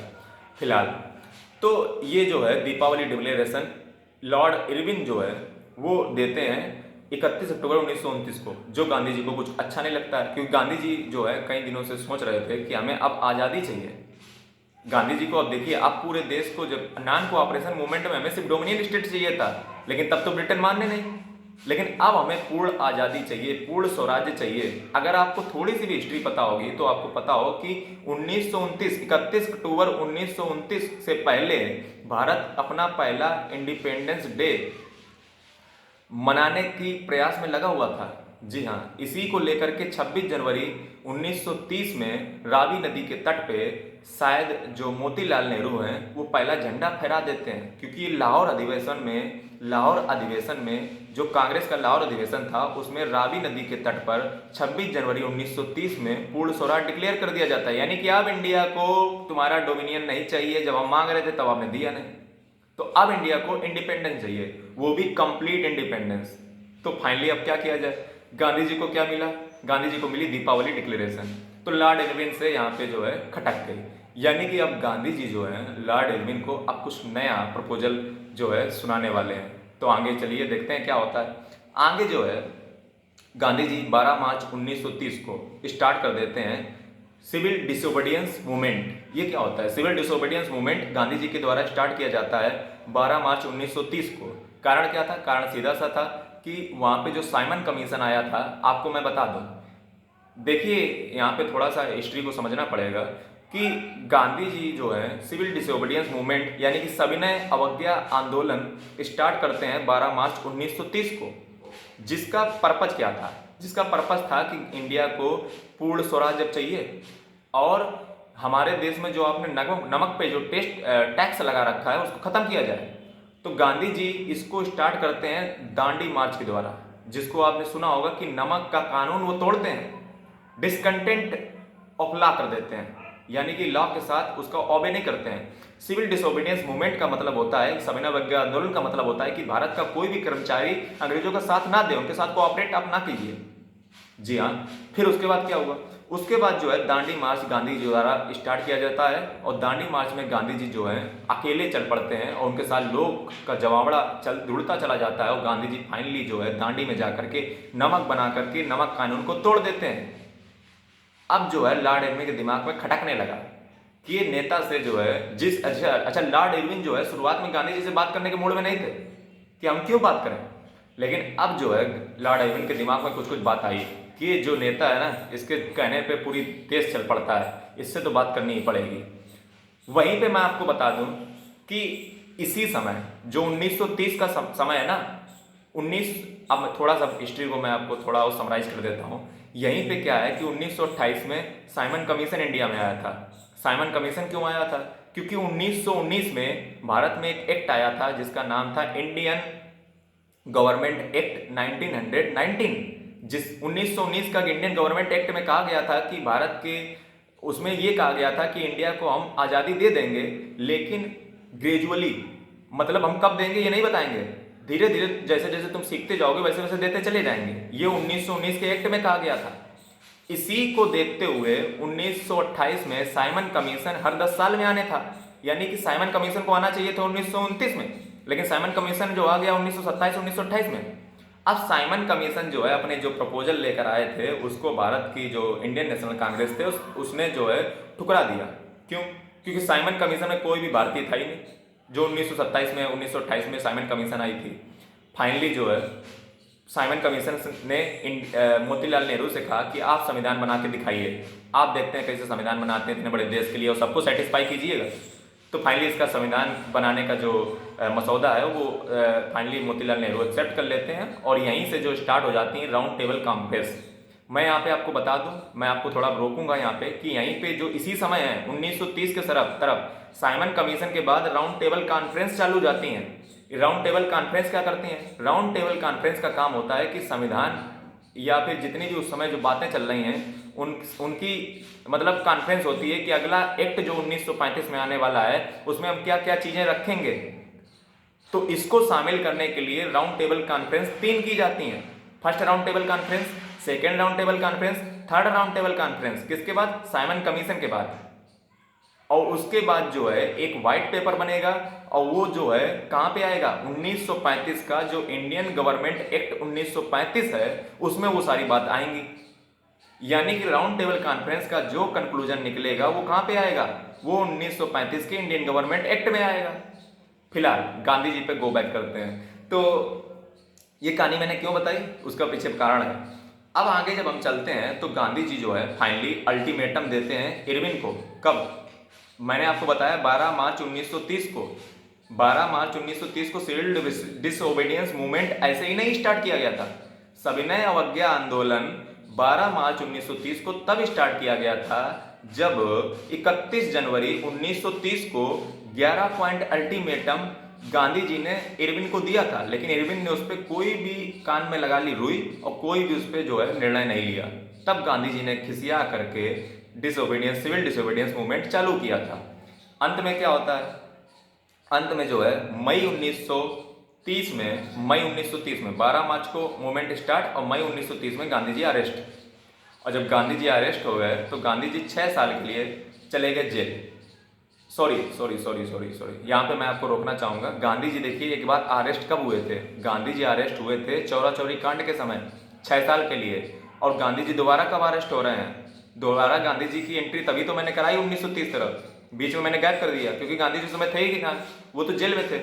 तो गांधी जी जो है मई 1930 में दोबारा अरेस्ट हो जाते हैं। पहली बार मूवमेंट किया, 6 साल के लिए अंदर गए, अब की बार मूवमेंट किया, अब की बार भी अंदर गए। अब क्या होता है कि 5 मार्च 1931 में 5 मार्च 1931 में जो है गांधी इरविन समझौता हो जाता है। गांधी जी रिलीज, गांधी जी आ गए, तो गांधी जी के बीच और इरविन के बीच समझौता हो जाता है। किस बात को लेकर के? सारी बातें जो है गांधी जी की मान ली जाती हैं, डोमिनियन स्टेटस मान लिया जाता है और गांधी जी मान ली जाते हैं, क्योंकि वो जानते हैं कि अभी जो है इंडिया को वो टाइम है नहीं कि इंडिया को इंडिपेंडेंस मिल जाए इस समय। तो गांधी जी फाइनली जो है बहुत सारी बातें मान ली जाती हैं, लेकिन 2 बातें जो है इरविन गांधी जी की नहीं मानते हैं। उसमें पहली बात थी कि जो हंटर कमीशन वाली बात है ना, उस पर ज़्यादा हमें जो है मत परेशान कीजिए, हंटर कमीशन वाले को थोड़ा इग्नोर कीजिए। तो गांधी जी कहते हैं चलिए कोई बात नहीं। ये हंटर कमीशन किस लिए बनाई गई थी? भगत सिंह की फांसी की जलियांवाला बाग हत्याकांड की जांच के लिए हंटर कमीशन बनाई गई थी, जिसको जो है इरविन कहते हैं कि इसको आप बार बार मत छेड़िए। तो गांधी जी मान जाते हैं। अच्छा, सिविल डिसोबीडियंस मूवमेंट के रोकने के पीछे गांधी जी का एक कारण और था। वो कारण क्या था? देखिए, एक कारण तो यही है कि गांधी इरविन समझौता हो गया। कब? 5 मार्च 1931 में। तो पहला तो कारण यही है कि समझौता हो गया तो मूवमेंट रोको। अच्छा, दूसरा कारण इसके पीछे और था। क्या? कि सिविल डिसोबीडियंस मूवमेंट में जो है भारत की इतनी सारी संपत्ति थी, उसका नुकसान हो रहा था, उससे व्यापारी वर्ग को नुकसान हो रहा था, क्योंकि डेली ट्रेडिंग नहीं हो पा रही थी। क्योंकि ऑल ओवर का देखा जाए तो पैसे में ही कमी पड़ेगी, और जो व्यापारी वर्ग है वो परेशान था कि आप काहे इतना छिड़े हुए हो, जल्दी जल्दी इसको जो है शांत कराओ। तो इसी कारणवश जो है गांधी इरविन पैक्ट हुआ। कब? 5 मार्च 1931 को। अच्छा, इसके बाद जो है पूना पैक्ट साइन होता है। यहीं पे मैं आपको थोड़ा बताना चाहूंगा कि गांधी जी और अंबेडकर के बीच एक पूना पैक्ट साइन होता है। ये पूना पैक्ट क्या होता है? पूना पैक्ट गांधी जी और अंबेडकर के बीच साइन होता है 1932 को। जी हाँ। इस समय हुआ क्या था? दरअसल उस समय ब्रिटेन के जो प्राइम मिनिस्टर थे वो थे मैगजे रैम डोनाल्ड। ये मैगजे रैम डोनाल्ड ने जो है एक तरीके से मान लीजिए एक अवार्ड प्रस्तुत किया, जिसको कहते हैं कम्युनल अवार्ड। ये कम्युनल अवार्ड क्या था? ये देखिए, जो डॉक्टर B.R. अम्बेडकर थे ना, ये जितनी भी राउंड टेबल कॉन्फ्रेंस होती थी इनमें सब में जाते थे। क्या करने जाते थे? ये उनको अटेंड करते थे। और उसमें जो है, चूंकि इतने बड़े मैं इज्जत करता हूँ उनकी, उनमें जो है इन्होंने एक चीज़ का प्रस्ताव दिया था कि हमारे लिए कम्युनल अवार्ड लाइए, जिसको मैगजे रैम डोनाल्ड जो है मान लेते हैं। और 1932 में क्या आता है? कम्युनल अवार्ड, जिसका मतलब क्या होता है? अच्छा, उसमें गांधी जी हैं यरवदा जेल में। जी हाँ, गांधी जी यरवदा जेल में हैं। सॉरी, मुझसे जो है अभी थोड़ी देर पहले गलती हो गई है, गांधी जी भी रिलीज नहीं हुए, क्योंकि गांधी जी भी जेल में हैं, यरवदा जेल में। सिविल डिसोबीडियंस मूवमेंट के बाद गांधी जी जेल गए हैं, उसी में है, ठीक है।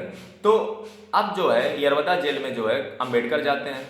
गांधी जी जो है वहाँ पे अनशन दे देते हैं, हंगर स्ट्राइक कर देते हैं कि अब मैं खाना नहीं खाऊंगा जब तक मेरा जो है, उनका एक अस्त्र, बड़ा काम का भी अस्त्र है। तो फिलहाल गांधी जी से मिलने अंबेडकर जाते हैं यरवदा जेल में। यरवदा कहाँ है? यरवदा जेल है पूना में। पूना कहाँ पड़ता है? ये मुंबई में पड़ता है। तो पुणे में जो है गांधी जी डॉक्टर B.R. अम्बेडकर से कहते हैं कि आप जो है अलग, जैसे जो डिप्रेस क्लास हैं, डिप्रेस क्लास का मतलब जो SC क्लास हैं, यानी कि जो हमारे यहाँ पे SC शेड्यूल कास्ट होती हैं, उनको आप अलग इलेक्शन का प्रपोजल मत दीजिए, उनको अलग उनका चुनाव मत कराइए। आप अगर इतना ही कहते हैं तो मैं आपको रिजर्वेशन देने को तैयार हूँ, लेकिन ज्वाइंट इलेक्टोरेट कराइए। ये किससे कहा गांधी जी ने? ये कहा डॉक्टर B.R. अम्बेडकर से। तो B.R. अम्बेडकर जो है काफ़ी समझाने बुझाने के बाद मान गए कि चलिए आप अगर हमें रिजर्वेशन दे रहे हैं तो हम आपकी बात को मान लेते हैं। और यहीं पे जो है गांधी जी और जो डॉक्टर B.R. अम्बेडकर थे, इनके बीच एक समझौता जो होता है, जिसको हम कहते हैं पूना पैक्ट। पूना पैक्ट, इसी को जो है पूना पैक्ट को जो मैगजे रैम डोनाल्ड हैं वो भी मान लेते हैं और अपने अमेंडमेंट कर डालते हैं। फिलहाल अब मैं यहाँ पे आपको बता दूं कि जो हमारा जो राउंड टेबल कॉन्फ्रेंस 3 हुई हैं, ये जो है आगे काम आएंगी।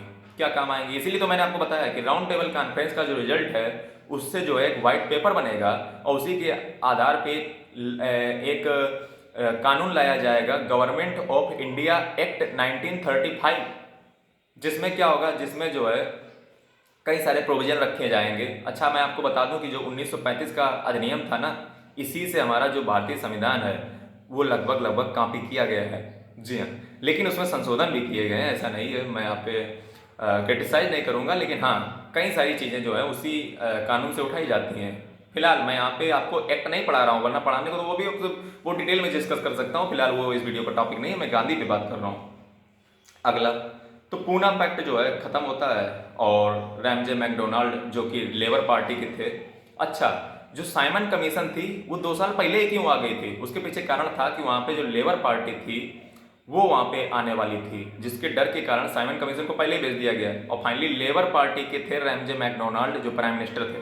अच्छा, लेबर पार्टी जो है वो इंडिया के फेवर में हमेशा से रही है, ये बात मैं आपको बताना चाहूँगा। और क्योंकि अगला देखिए, अगला कहाँ पे बात आती है, अब हम पहुँच जाते हैं वर्धा में। वर्धा, सितंबर 1939। वर्धा एक जगह है और ये 1939 की बात है, सितंबर की, जब कांग्रेस का अधिवेशन था। इसमें हुआ क्या, ये देखिए 1939 की बात है, तो सेकेंड वर्ल्ड वार चालू होने जा रहा है। और सेकेंड वर्ल्ड वार चालू होने जा रहा है तो सवाल ये है कि इंडिया जो है वो सपोर्ट एलाइड पावर को करे या एक्सिस पावर को करे।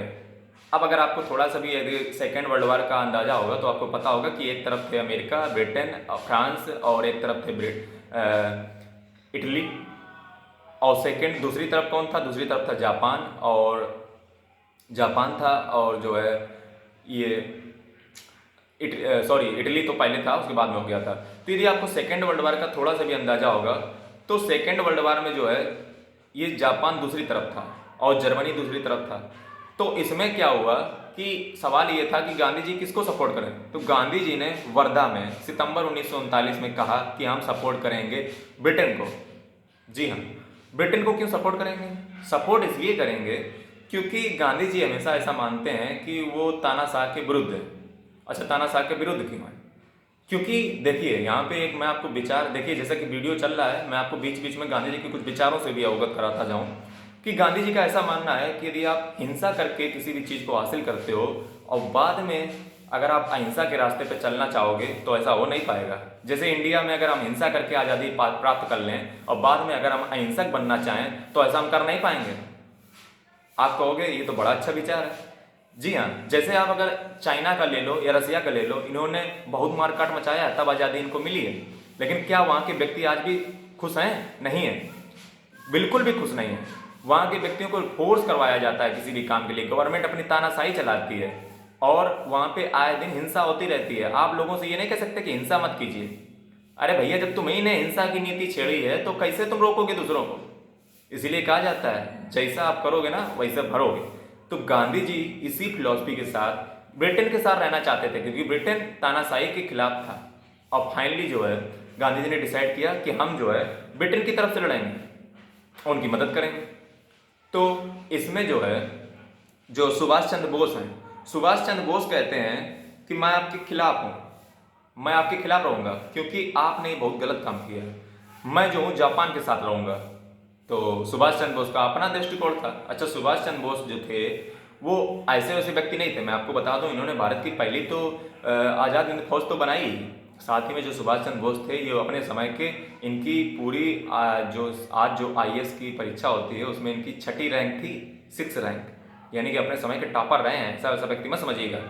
तो फाइनली अलग अलग आइडियोलॉजी होती है। सुभाष चंद्र बोस जो है जापान की तरफ से लड़ना चाहते थे और ब्रिटेन आर्मी को मारना चाहते थे। इसी के चलते हुए सुभाष चंद्र बोस जो है अपनी आज़ाद हिंद फौज का गठन करते हैं। इससे पहले ये जो है जर्मनी और रसिया भी गए थे, सॉरी जर्मनी और जापान भी गए थे, जहाँ पे इनकी दार सुभाष चंद्र बोस की गली नहीं, वो जो है इनको सपोर्ट नहीं करना चाहते थे। लेकिन वहाँ पे इन्होंने रेडियो पे एक प्रसारण भी किया था सुभाष चंद्र बोस ने। आगे क्या होता है, सुभाष चंद्र बोस अपनी तरफ चल पड़ते हैं और गांधी जी अपनी तरफ चल पड़ते हैं। आगे जो है समय आता है 8 अगस्त 1940 का। 8 अगस्त 1940 को क्या हुआ, 8 अगस्त 1940 को जो है अगस्त ऑफर आया। कि अगस्त ऑफर क्या था? अगस्त ऑफर जो है जब ब्रिटेन की उसमें जो है जर्मनी ने कूट कूट कर ऐसी कुटाई की तो ब्रिटेन दबने लगा। उसने सोचा कि अब इंडियंस को जो है इसमें कुछ थोड़ा इनको खुश किया जाए। तो खुश किया कैसे जाएगा, तो अगस्त ऑफर आया। अगस्त ऑफर जो है, अच्छा उस समय भारत के जो वायसराय थे वो थे लॉर्ड लिलिथगो।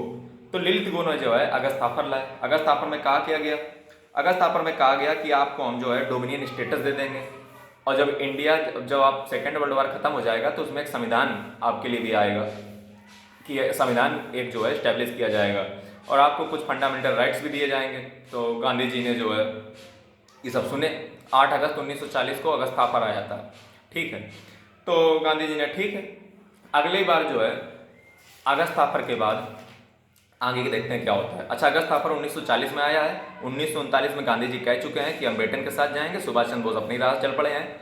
आगे समय होता है क्विट इंडिया मूवमेंट का। अब दोस्तों वो समय आ रहा है जब गांधी जी एग्रेसिव होंगे। आपने सुना है ना, भगवान श्री कृष्ण भी एक समय जो है बहुत प्यार से कहे थे कि बेटा मान जाओ, लेकिन बेटा मानने को तैयार ही नहीं। कौरव वहां पे मानने को तैयार ही नहीं थे। अंत में उनको शस्त्र अस्त्र का सहारा लेना पड़ा और उन्होंने चक्र से सब कौरवों का नाश किया। ऐसे ही थे हमारे गांधी।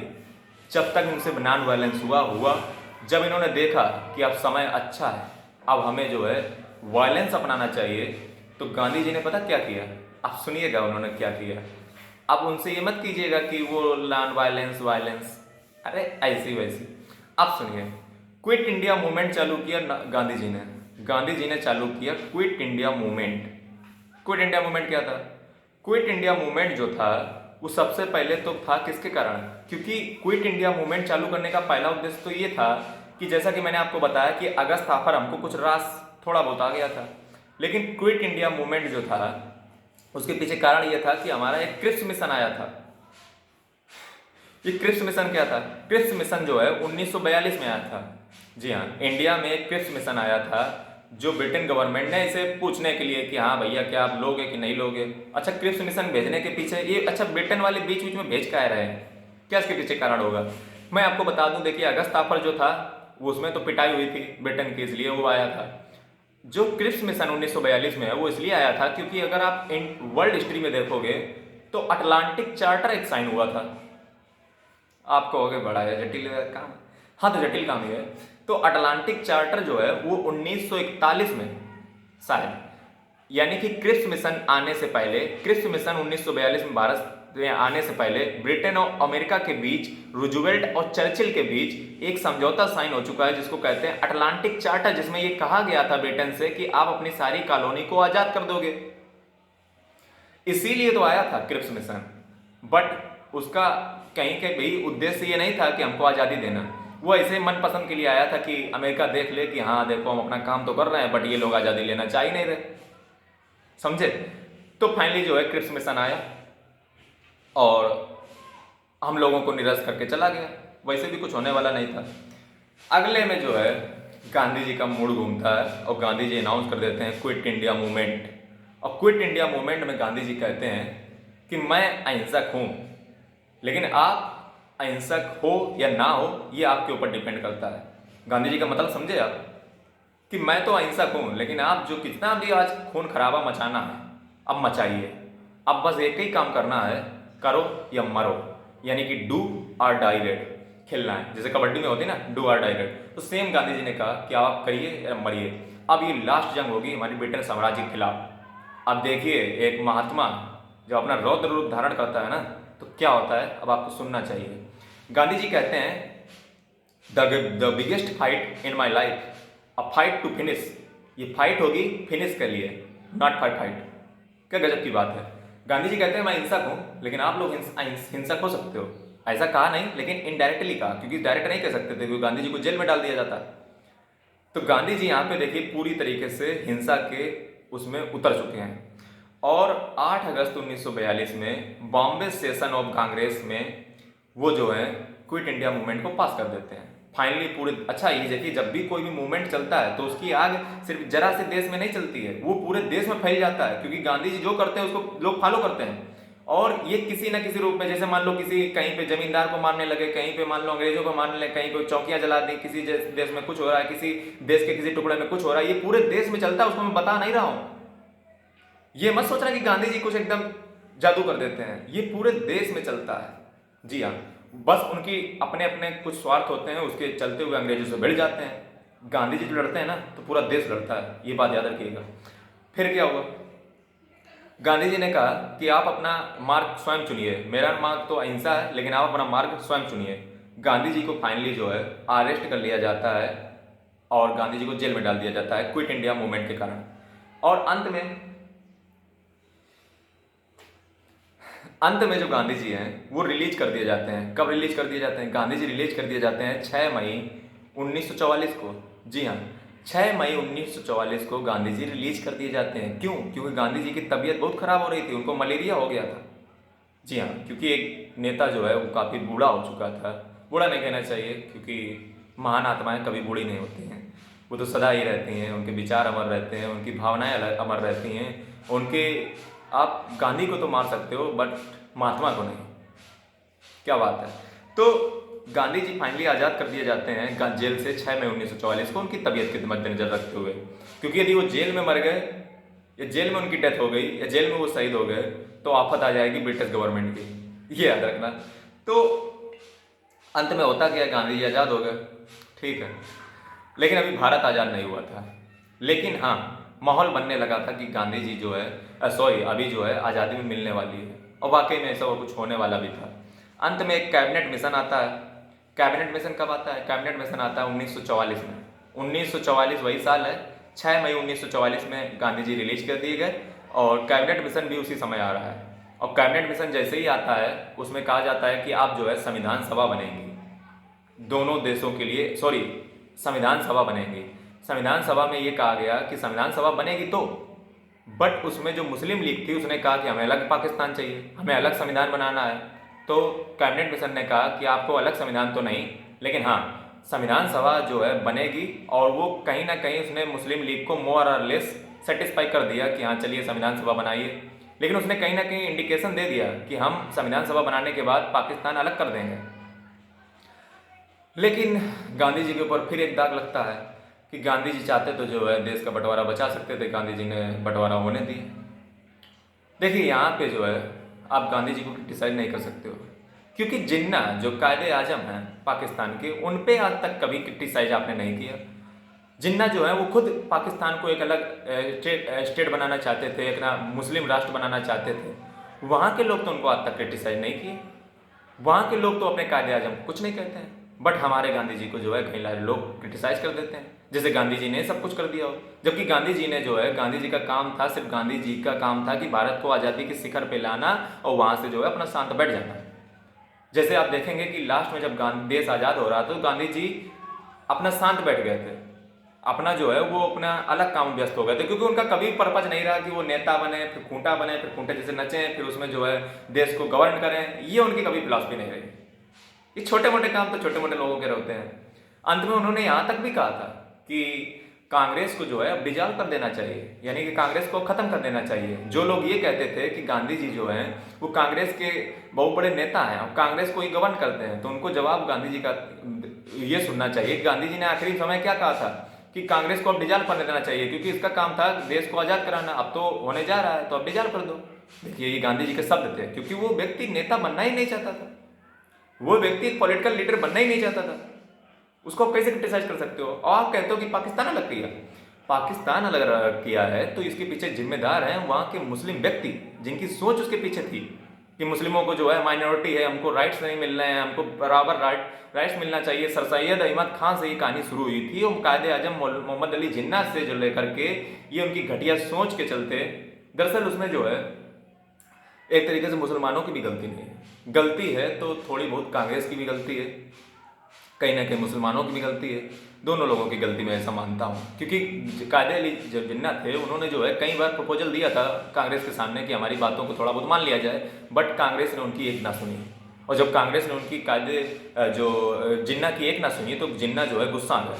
और जिन्ना जो है पहले तो ये डिवीजन के चक्कर में नहीं थे, लेकिन 1940 तरफ ये जो है डिवीजन के चक्कर में आ गए कि अब जो है पाकिस्तान हमें अलग चाहिए। जी हाँ, और अंग्रेजों ने भी डिवाइड एंड रूल का पासा फेंका।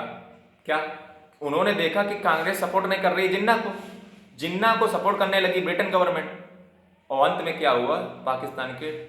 पाकिस्तान एक धर्म के आधार पे बना। और जब पाकिस्तान एक धर्म के आधार पे बना तो आप जानते हैं कि जब कोई भी प्रांत भाषा के आधार पर बनता है तो वो चलता है, लेकिन धर्म के आधार पर बने हुए देश आज भी नहीं चल पाए हैं, ना ही सस्टेन कर पाए हैं। तो आज भी देखिए कहाँ पाकिस्तान चल पा रहा है, आज भी गवर्नमेंट कहीं चल पाई? नहीं चल पाई, क्योंकि धर्म के आधार पे कुछ नहीं होता है। लेकिन गांधी जी की फिलॉसफी भी धर्म के आधार पे थी, लेकिन गांधी जी जो थे वो धर्म के आधार पे तो चाहते थे, बट वो नैतिकता के मूल्य को कभी नहीं भूले थे। वो उनकी जो पॉलिटिकल फिलॉसफी थी वो एक संत वाली थी। वो संत भी थे, महान नेता भी थे, वो राजनीतिज्ञ भी थी, लेकिन उनके बीच में जो घूमती थी वो धर्म जरूर घूमता था, उनकी नैतिकता जरूर घूमती थी। वो ना ही बहुत ही एक्सट्रीम लीडर थे, ना ही बहुत कमजोर लीडर थे, वो मॉडरेट लीडर थे, बीच का मार्ग अपनाते थे। उनको समझ पाना शायद हम लोगों की बस की बात नहीं है, लेकिन चलिए कहानी को थोड़ा और आगे बढ़ाया जाए। कहानी को जब आगे बढ़ाते हैं तो गांधी जी को जो है कंडेम करते हैं वेवेल। ये वेवेल नाम की चिड़िया कहाँ से आ गई? जी हाँ, यदि आप इंडिया की हिस्ट्री पढ़ोगे तो उसमें आप जब इंडिपेंडेंस हमें मिलने वाली थी तो उसमें एक वेवेल प्लान इंट्रोड्यूस किया गया था। वेवेल प्लान में क्या था? वेवेल प्लान में जो है, जो वहाँ के व्यक्ति थे वेवेल, उन्होंने गांधी जी को क्रिटिसाइज किया कि गांधी जो ये बंटवारा हो रहा है इसके पीछे जिम्मेदार तुम हो। आप कहोगे गांधी कैसे जिम्मेदार, कहाँ से ये बात आ गई? तो देखिए वेवेल यहाँ पे कितना बड़ा गेम खेल रहे हैं। वेवेल कह रहे हैं कि आपकी वजह से बंटवारा हो रहा है। गांधी जी ने कहा अच्छा जब बताओ कैसे बंटवारा, मेरी वजह से कैसे? तो गांधी जी उन्होंने कहा कि आप कट्टर हिंदू बनते हो ना, और दरअसल सही बात भी है। गांधी जी, जैसा कि मैंने आपको बताया कि गांधी जी वैष्णव और जैन धर्म के बहुत अच्छे अनुयायी थे। वो हमेशा जो है ब्राह्मण क्षत्रिय वैश्य शूद्र के बंटवारे को सही मानते थे, लेकिन उसमें भेदभाव को नहीं मानते थे। वो ब्राह्मण क्षत्रिय वैश्य शूद्र का बंटवारा तो चाहते थे, बट उनके बीच डिस्क्रिमिनेशन को नहीं चाहते थे, अनटचेबिलिटी को नहीं चाहते थे। और जब से 1932 का वो पूना पैक्ट हुआ था तब से उन्होंने हरिजन कहना स्टार्ट कर दिया था, यानी कि सभी लोगों को समान दर्जा भी देना स्टार्ट कर दिया था। लेकिन गांधी जी की जो छवि थी वो कहीं ना कहीं, जैसा कि उनका गाना भी है, वैष्णव जनते तेने कहिए पीर पर आई जाने दे, तो उससे भी जो है वेवेल प्लान, जो वेवेल थे उन्होंने कहा कि इसके जिम्मेदार आप ही हो गांधी जी, कि आप ही ने जो है कट्टर हिंदू बने, और कट्टर हिंदू बने तो आप ही के कारण ये परोसा जा रहा है डिवाइड एंड रूल, और पाकिस्तान का बंटवारा हो रहा है। तो इस तरीके से वेवेल जो है गांधी जी को क्रिटिसाइज करते हैं। हालांकि मेरा क्या इस पे पॉइंट ऑफ व्यू है, तो मेरा ऐसा मानना है कि हर व्यक्ति के अपने कुछ धार्मिक मान्यताएं होती हैं, उसमें कहीं ना कहीं वो बायसनेस दिखी जाती है। यही गांधी जी के अंदर भी रहा होगा, लेकिन एक महामानव के अंदर आप इसी छोटी सी बात का जो है कर रहे हो, ये मैं नहीं मानता कि बहुत बड़ी बात है। फिलहाल आगे बढ़ते हैं। देखिए अब 1946 से जो है संविधान सभा का निर्वाचन हुआ और संविधान जो है बन के तैयार हुआ। संविधान जो है देश में लागू भी हो गया और भारत जो है खुशी खुशी धूमधाम से एक डोमिनियन स्टेटस मिल गया। कब? 15 अगस्त 1947 में। 15 अगस्त 1947 को भारत आज़ाद हो गया एक डोमिनियन स्टेटस से। अब आप कहोगे सर डोमिनियन स्टेटस तो मिल गया, बट ये जो फायदा है इसमें हुआ क्या? आप तो डोमिनियन पूर्ण स्वराज मांग रहे थे, डोमिनियन स्टेटस मिले पाए नहीं। इसके पीछे कारण ये था कि डोमिनियन स्टेटस हमें इसलिए दिया गया क्योंकि हम नहीं चाहते थे कि कोई खून खराबा दोबारा हो पाए। कि जब हम आज़ाद हुए थे तो लाखों हत्याएं हुई थी, पाकिस्तान से पूरी रेल भरी यहाँ पे आती थी, यहाँ से वहाँ जाती थी, मर्डर हत्याएं इतनी हुई। तो गांधी जी चाहते थे कि थोड़ी देर जो वहाँ का गवर्नर जनरल यानी कि जो वायसराय है वो यहाँ पे तब तक रुके जब तक यहाँ पे पूर्ण रूप से संविधान लागू ना हो जाए। इसीलिए 15 अगस्त 1947 से 26 नवंबर 1949 तक जो लॉर्ड माउंटबेटन थे वो भारत में रुक गए, ताकि कोई, क्योंकि एक बार अगर कोई व्यक्ति को एकदम आप दे दोगे तो हो सकता है फिर वो कब्जा कुछ हो जाए, मतलब सिस्टम हो जाए। इसीलिए जो है 26 नवंबर 1949 तक जो है लॉर्ड माउंटबेटन जो है भारत के हेड रहे, यानी कि वायसराय रहे। लेकिन सरकार तो हमारी आ गई थी, अंतरिम गवर्नमेंट हमारी बन चुकी थी 15 अगस्त 1947 से जो संविधान सभा थी। और 26 नवंबर 1949 तक जो है 26 नवंबर 1949 तक गवर्नर जनरल जो भारत के रहे, या उन्हीं को वायसराय भी आप कह सकते हो, लॉर्ड माउंटबेटन।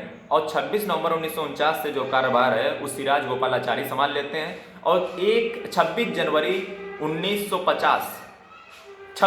1950 को हमारा भारतीय संविधान लागू हो जाता है। और यहीं से जो है अगले साल होते हैं भारत में चुनाव, और यहाँ से जो है भारत का स्वर्णिम इतिहास आरंभ हो जाता है। बट अभी हम कुछ छोड़ आए हैं गांधी जी। जी हाँ, गांधी जी को एक बार अंत समय इनका जो है गांधी जी के आ चुके हैं। जी हाँ, तो तारीख है 30 जनवरी 1948, 30 जनवरी 1948, सुबह के बजे हैं 5:17। क्या होता है उस दिन? उस दिन एक महान आत्मा जो इस धरती पर शायद सदियों में जन्म लेती है वो जाने वाली थी। जी हाँ, उस समय हुआ क्या? गार्डन था, बिरला गार्डन। बिरला गार्डन, जिसको आज हम गांधी स्मृति भी कहते हैं, वो जो है वहाँ पे बिरला हाउस में सुबह सुबह गांधी जी को एक गोडसे नाम का व्यक्ति जो था वो उन्हें 3 शायद गोलियां मार देता है। और गांधी जी, कुछ कथाओं के अनुसार ऐसा कहा जाता है कि गांधी जी तुरंत उनकी डेथ हो गई थी, कुछ कहते हैं कि 30 मिनट बाद उनकी डेथ हुई थी। और ये कहा जाता है कि गांधी जी के अंत शब्द जो थे वो यही निकले थे कि नादान बच्चा है, इसको माफ़ कर दीजिए। और कहीं ये भी कहा जाता है कि उनके आखिरी शब्द थे हे राम। और अंत में जो है 5:17 सुबह 30 जनवरी 1948 बिरला हाउस में गांधी जी का अपने देश के लिए इतना सारा त्याग करके जो संघर्षों से एक व्यक्ति जूझा, उसने कभी हार नहीं मानी, बड़ी से बड़ी ताकतों से भिड़ गया, बड़ा सा मूवमेंट लीड किया, बहुत बार लाठियाँ खाई, बहुत बार जेल गया, बहुत बार क्या क्या नहीं टार्चर किया अपने देश के लिए, क्या क्या नहीं उन्होंने सुना। इतना शायद ही लौह पुरुष, यानी कि इतना मजबूत व्यक्ति, इतना स्ट्रेंथ, इतना पावरफुल व्यक्ति शायद ही समझ में जन्म लेता हो। आप जरा उस व्यक्ति के स्थान पे अपने आप को रख के देखिए, आप पाओगे कि वाकई में एक महामानव थे गांधी। उनको आप कैसे क्रिटिसाइज कर सकते हो सिर्फ इस वजह से क्योंकि गांधी जी ने डिवाइड कर दिया, जैसा कि मैंने आपको भी वीडियो में समझा दिया है, और सिर्फ इस वजह से कि उन्होंने भगत सिंह को नहीं बचाया। ऐसा नहीं है, ऐसा तो कृष्ण भगवान ने भी किया था। उन्होंने भी जो है घटोत्कच को मरने दिया, उन्होंने भी जो है अभिमन्यु को मरने दिया। क्यों? क्योंकि इसीलिए तो मरने दिया, क्योंकि इसी से जो है उनके पापों का घड़ा भरेगा और तभी जो है इस धरती से पुण्य आत्माएं जन्म लेंगी और सर्वनाश हो जाएगा उन ताकतों का जो हमारे भारत की तरफ आंख उठाकर भी देखेंगी। भगवान श्री कृष्ण ने भी जो है अभिमन्यु का वध होने दिया था। क्या भगवान श्री कृष्ण को उसका पता नहीं था? पता था।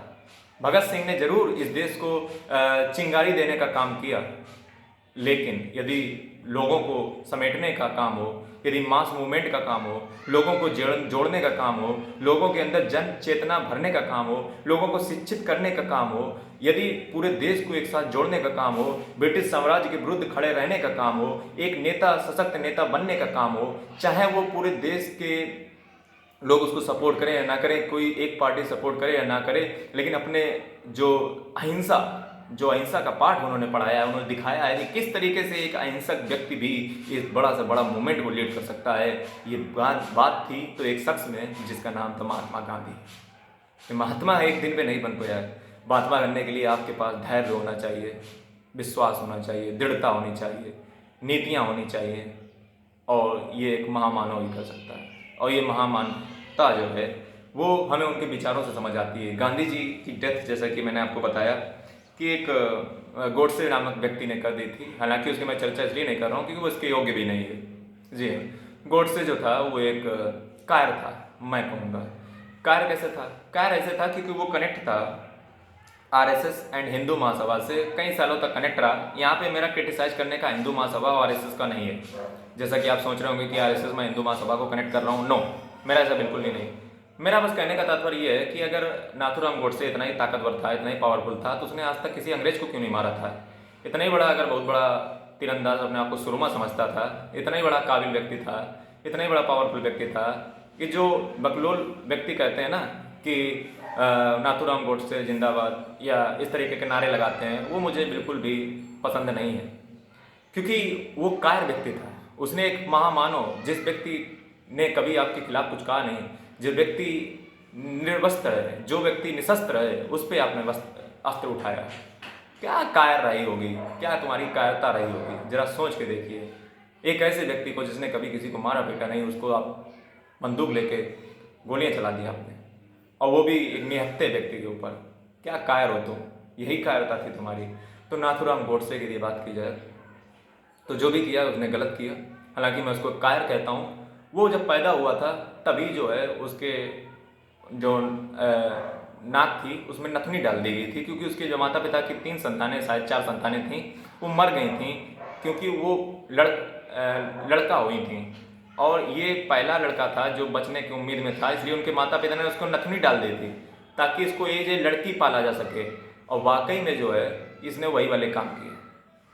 सही में इसने जो है, इसके माता पिता ने एक कुपुत्र को पैदा किया था जो आगे चल के वाकई में ये इंसान कहने के लायक नहीं है बिल्कुल भी। और इसने एक महामानव को मार दिया। और अंत में जो है गांधी जी की राजघाट पे समाधि जो है आज भी बनती है।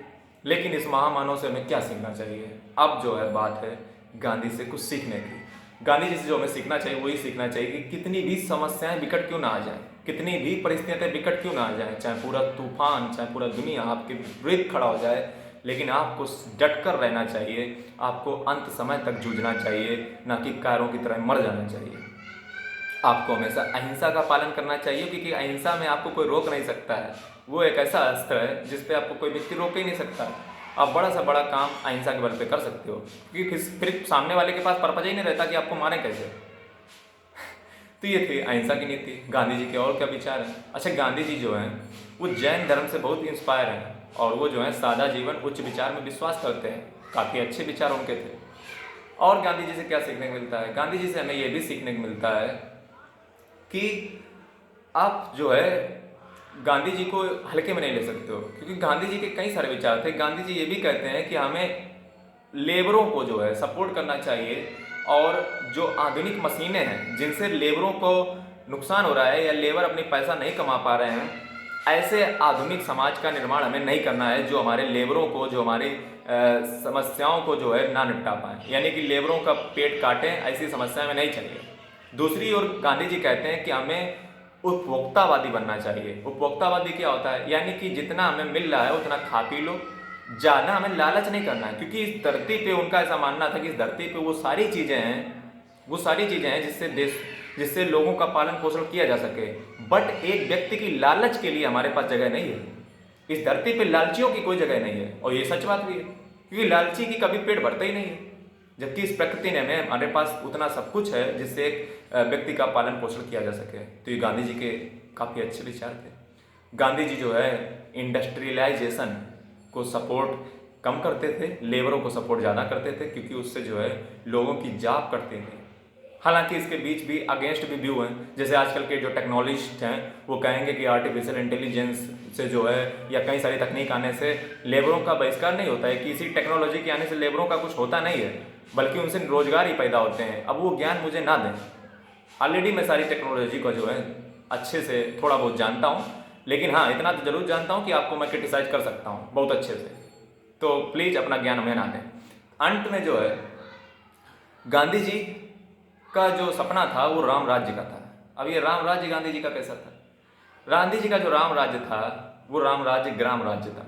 यदि सीधे शब्दों में कहा जाए, जैसे डॉक्टर बी आर अम्बेडकर के अगर आप सुझाव देखोगे और गांधी जी के विचार देखोगे तो दोनों में जो है जमीन आसमान का फर्क है। गांधी जी कहते हैं कि हमें एक गांव की लेवल पे सिस्टम इस्टेब्लिश करना चाहिए। जो सिस्टम कब इस्टेब्लिश हुआ? जो सिस्टम इस्टेब्लिश हुआ 73rd कॉन्स्टिट्यूशनल अमेंडमेंट एक्ट 1992 के तहत। जी हाँ, 73वें संविधान संशोधन 1992 के तहत जो है पंचायती राज एंड नगर पालिका सिस्टम हमारे देश में अब लागू हो पाया है। जो गांधी जी की संकल्पना कब की थी? ये गांधी जी की संकल्पना थी, हमारे गांधी जी की संकल्पना थी आज़ादी के समय। गांधी जी का सपना था कि हमारे देश में राम राज्य होना चाहिए। राम राज्य का सीधा मतलब है ग्राम राज्य। गांव में हो, गांव में चौपालें लगे, गांव में पंचायतें हों। लेकिन गांधी जी को criticise doctor B R Ambedkar इस बात से करते हैं कि अगर गांव लेवल पे अगर आप जोड़ोगे तो इससे भ्रष्टाचार बढ़ेगा। ये डॉक्टर बी आर अम्बेडकर का तर्क था। तो दोनों लोगों के विचार हैं। हालांकि उनकी बात भी सही है कि गांव में भ्रष्टाचार ज़्यादा होता है, और आज भी आप देखते होंगे कि प्रधान दान कहाँ कुछ करवाते हैं। सही उनकी भी बात है, लेकिन मैं ऐसा कहता हूँ कि सरासर किसी विश्वास को आप खारिज नहीं कर सकते हो। उससे हम टेक्नोलॉजी की भी मदद ले सकते हैं। क्या नहीं किया जा सकता है? मैं इम्पॉसिबल शब्द कुछ नहीं मानता हूँ। हाँ, यदि उस पर डिसीजन पे आया जाए तो डॉक्टर बी आर अम्बेडकर की बात सही है, गांधी जी की भी बात सही है, लेकिन गांधी जी अगर थोड़ा सा संशोधन और कर लें तो राम राज्य इस्टेब्लिश हो सकता है। उनके राम राज्य में सीधा आता था ग्राम राज्य, गांव सुख तो देश सुख, क्योंकि ग्राम ही हमारे देश की इकाई होते हैं जो किसी भी नगर को पालन पोषण करते हैं। क्योंकि गाँव में यदि किसान सुखी नहीं होगा तो कैसे देश चलेगा? यानी कि गाँव उनके लिए सर्वप्रथम था, वही राम राज्य था। गांधी के विचारों की बात की जाए तो गांधी जी जो हैं संविधान सभा में ज़्यादा भाग नहीं लिए। वो संविधान सभा से दूर रहे। संविधान में ज़्यादा उन्होंने आर्गूमेंट सब उससे दूर रहे। और जब देश में आज़ादी मिली तो वो कलकत्ता में दंगे शांत करवा रहे थे।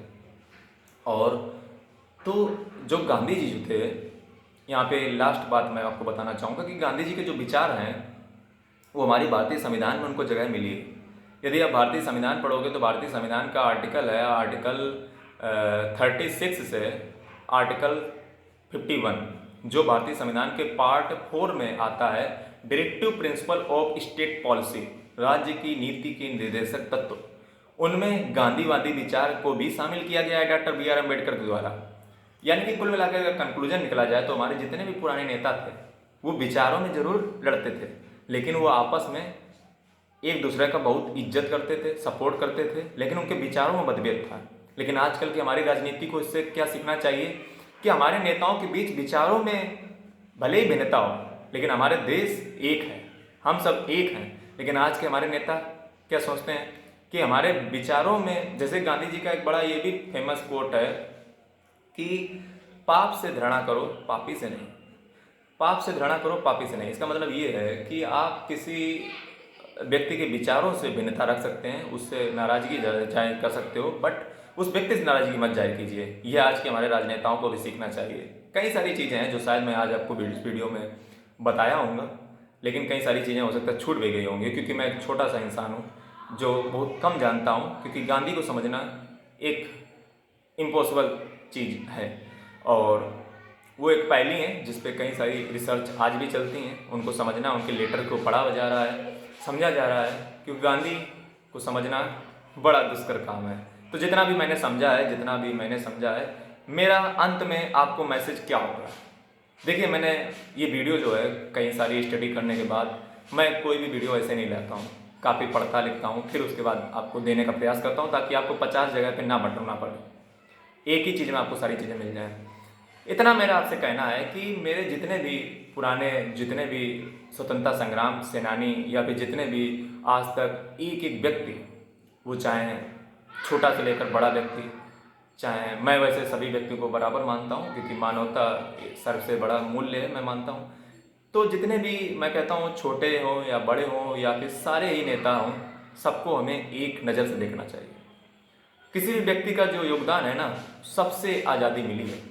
ना सिर्फ गांधी जी से आज़ादी मिली है, ना सिर्फ भगत सिंह से आज़ादी मिली है, ना सिर्फ जवाहरलाल नेहरू से आज़ादी मिली है, बल्कि ना सिर्फ सुभाष चंद्र बोस से आज़ादी मिली है, ना सिर्फ बाल गंगाधर तिलक से आज़ादी मिली है, ना बालकृष्ण गोखले से आज़ादी मिली है, ना लोकमान्य तिलक से आज़ादी मिली है, ना अरविंदो घोष से आज़ादी मिली है, ना देवेंद्र, बल्कि अगर देखा जाए सॉरी मैं यहाँ पे ज़्यादा नहीं हूँ, तो अगर देखा जाए तो कई सारे लोग हैं जिससे आज़ादी हो सकता है उनका कहीं ना कहीं कंट्रीब्यूट छोटे या बड़े लेवल पे रहा होगा। लेकिन मैंने अपनी ज़िंदगी में एक चीज़ देखी है कि कभी कभी छोटी सी चीज़ हमारे पर बड़ा इम्पैक्ट डालती है। हम एक छोटी सी छोटी चीज़ हमारे लिए जब काम करती है, जैसे अगर आपके यहाँ पे सुबह दूध वाला दूध देने ना आए तो आपको परेशानी होगी ना, क्योंकि है तो छोटी चीज़ लेकिन इम्पैक्ट वो जरूर करती है। इसलिए जब भी अगली बार आप यदि मेरा वीडियो देखें हैं तो आपके मन में एक भाव होना चाहिए, सभी जितने भी हमारे स्वतंत्रता संग्राम सेनानी रहे, सबके प्रति आदर का भाव, उनकी कीर्ति को फैलाएं, उनकी अच्छी बातों को समेटें, उनकी बुरी बातों को भी जानें, और लेकिन उनका ज़्यादा दुष्प्रचार ना करें। क्योंकि ये मानिए कि हर व्यक्ति अच्छा या बुरा नहीं होता है, वो अच्छा और बुरा होता है, यानी कि परसेंटेज का अनुपात होता है, कोई कम परसेंटेज में अच्छा होता है, कोई बुरा होता है। और फिर जब अगर आपको बात देश को लीड करने की हो, इतने लोगों को लीड करने की हो, तो आपसे गलतियाँ हो ही जाती हैं।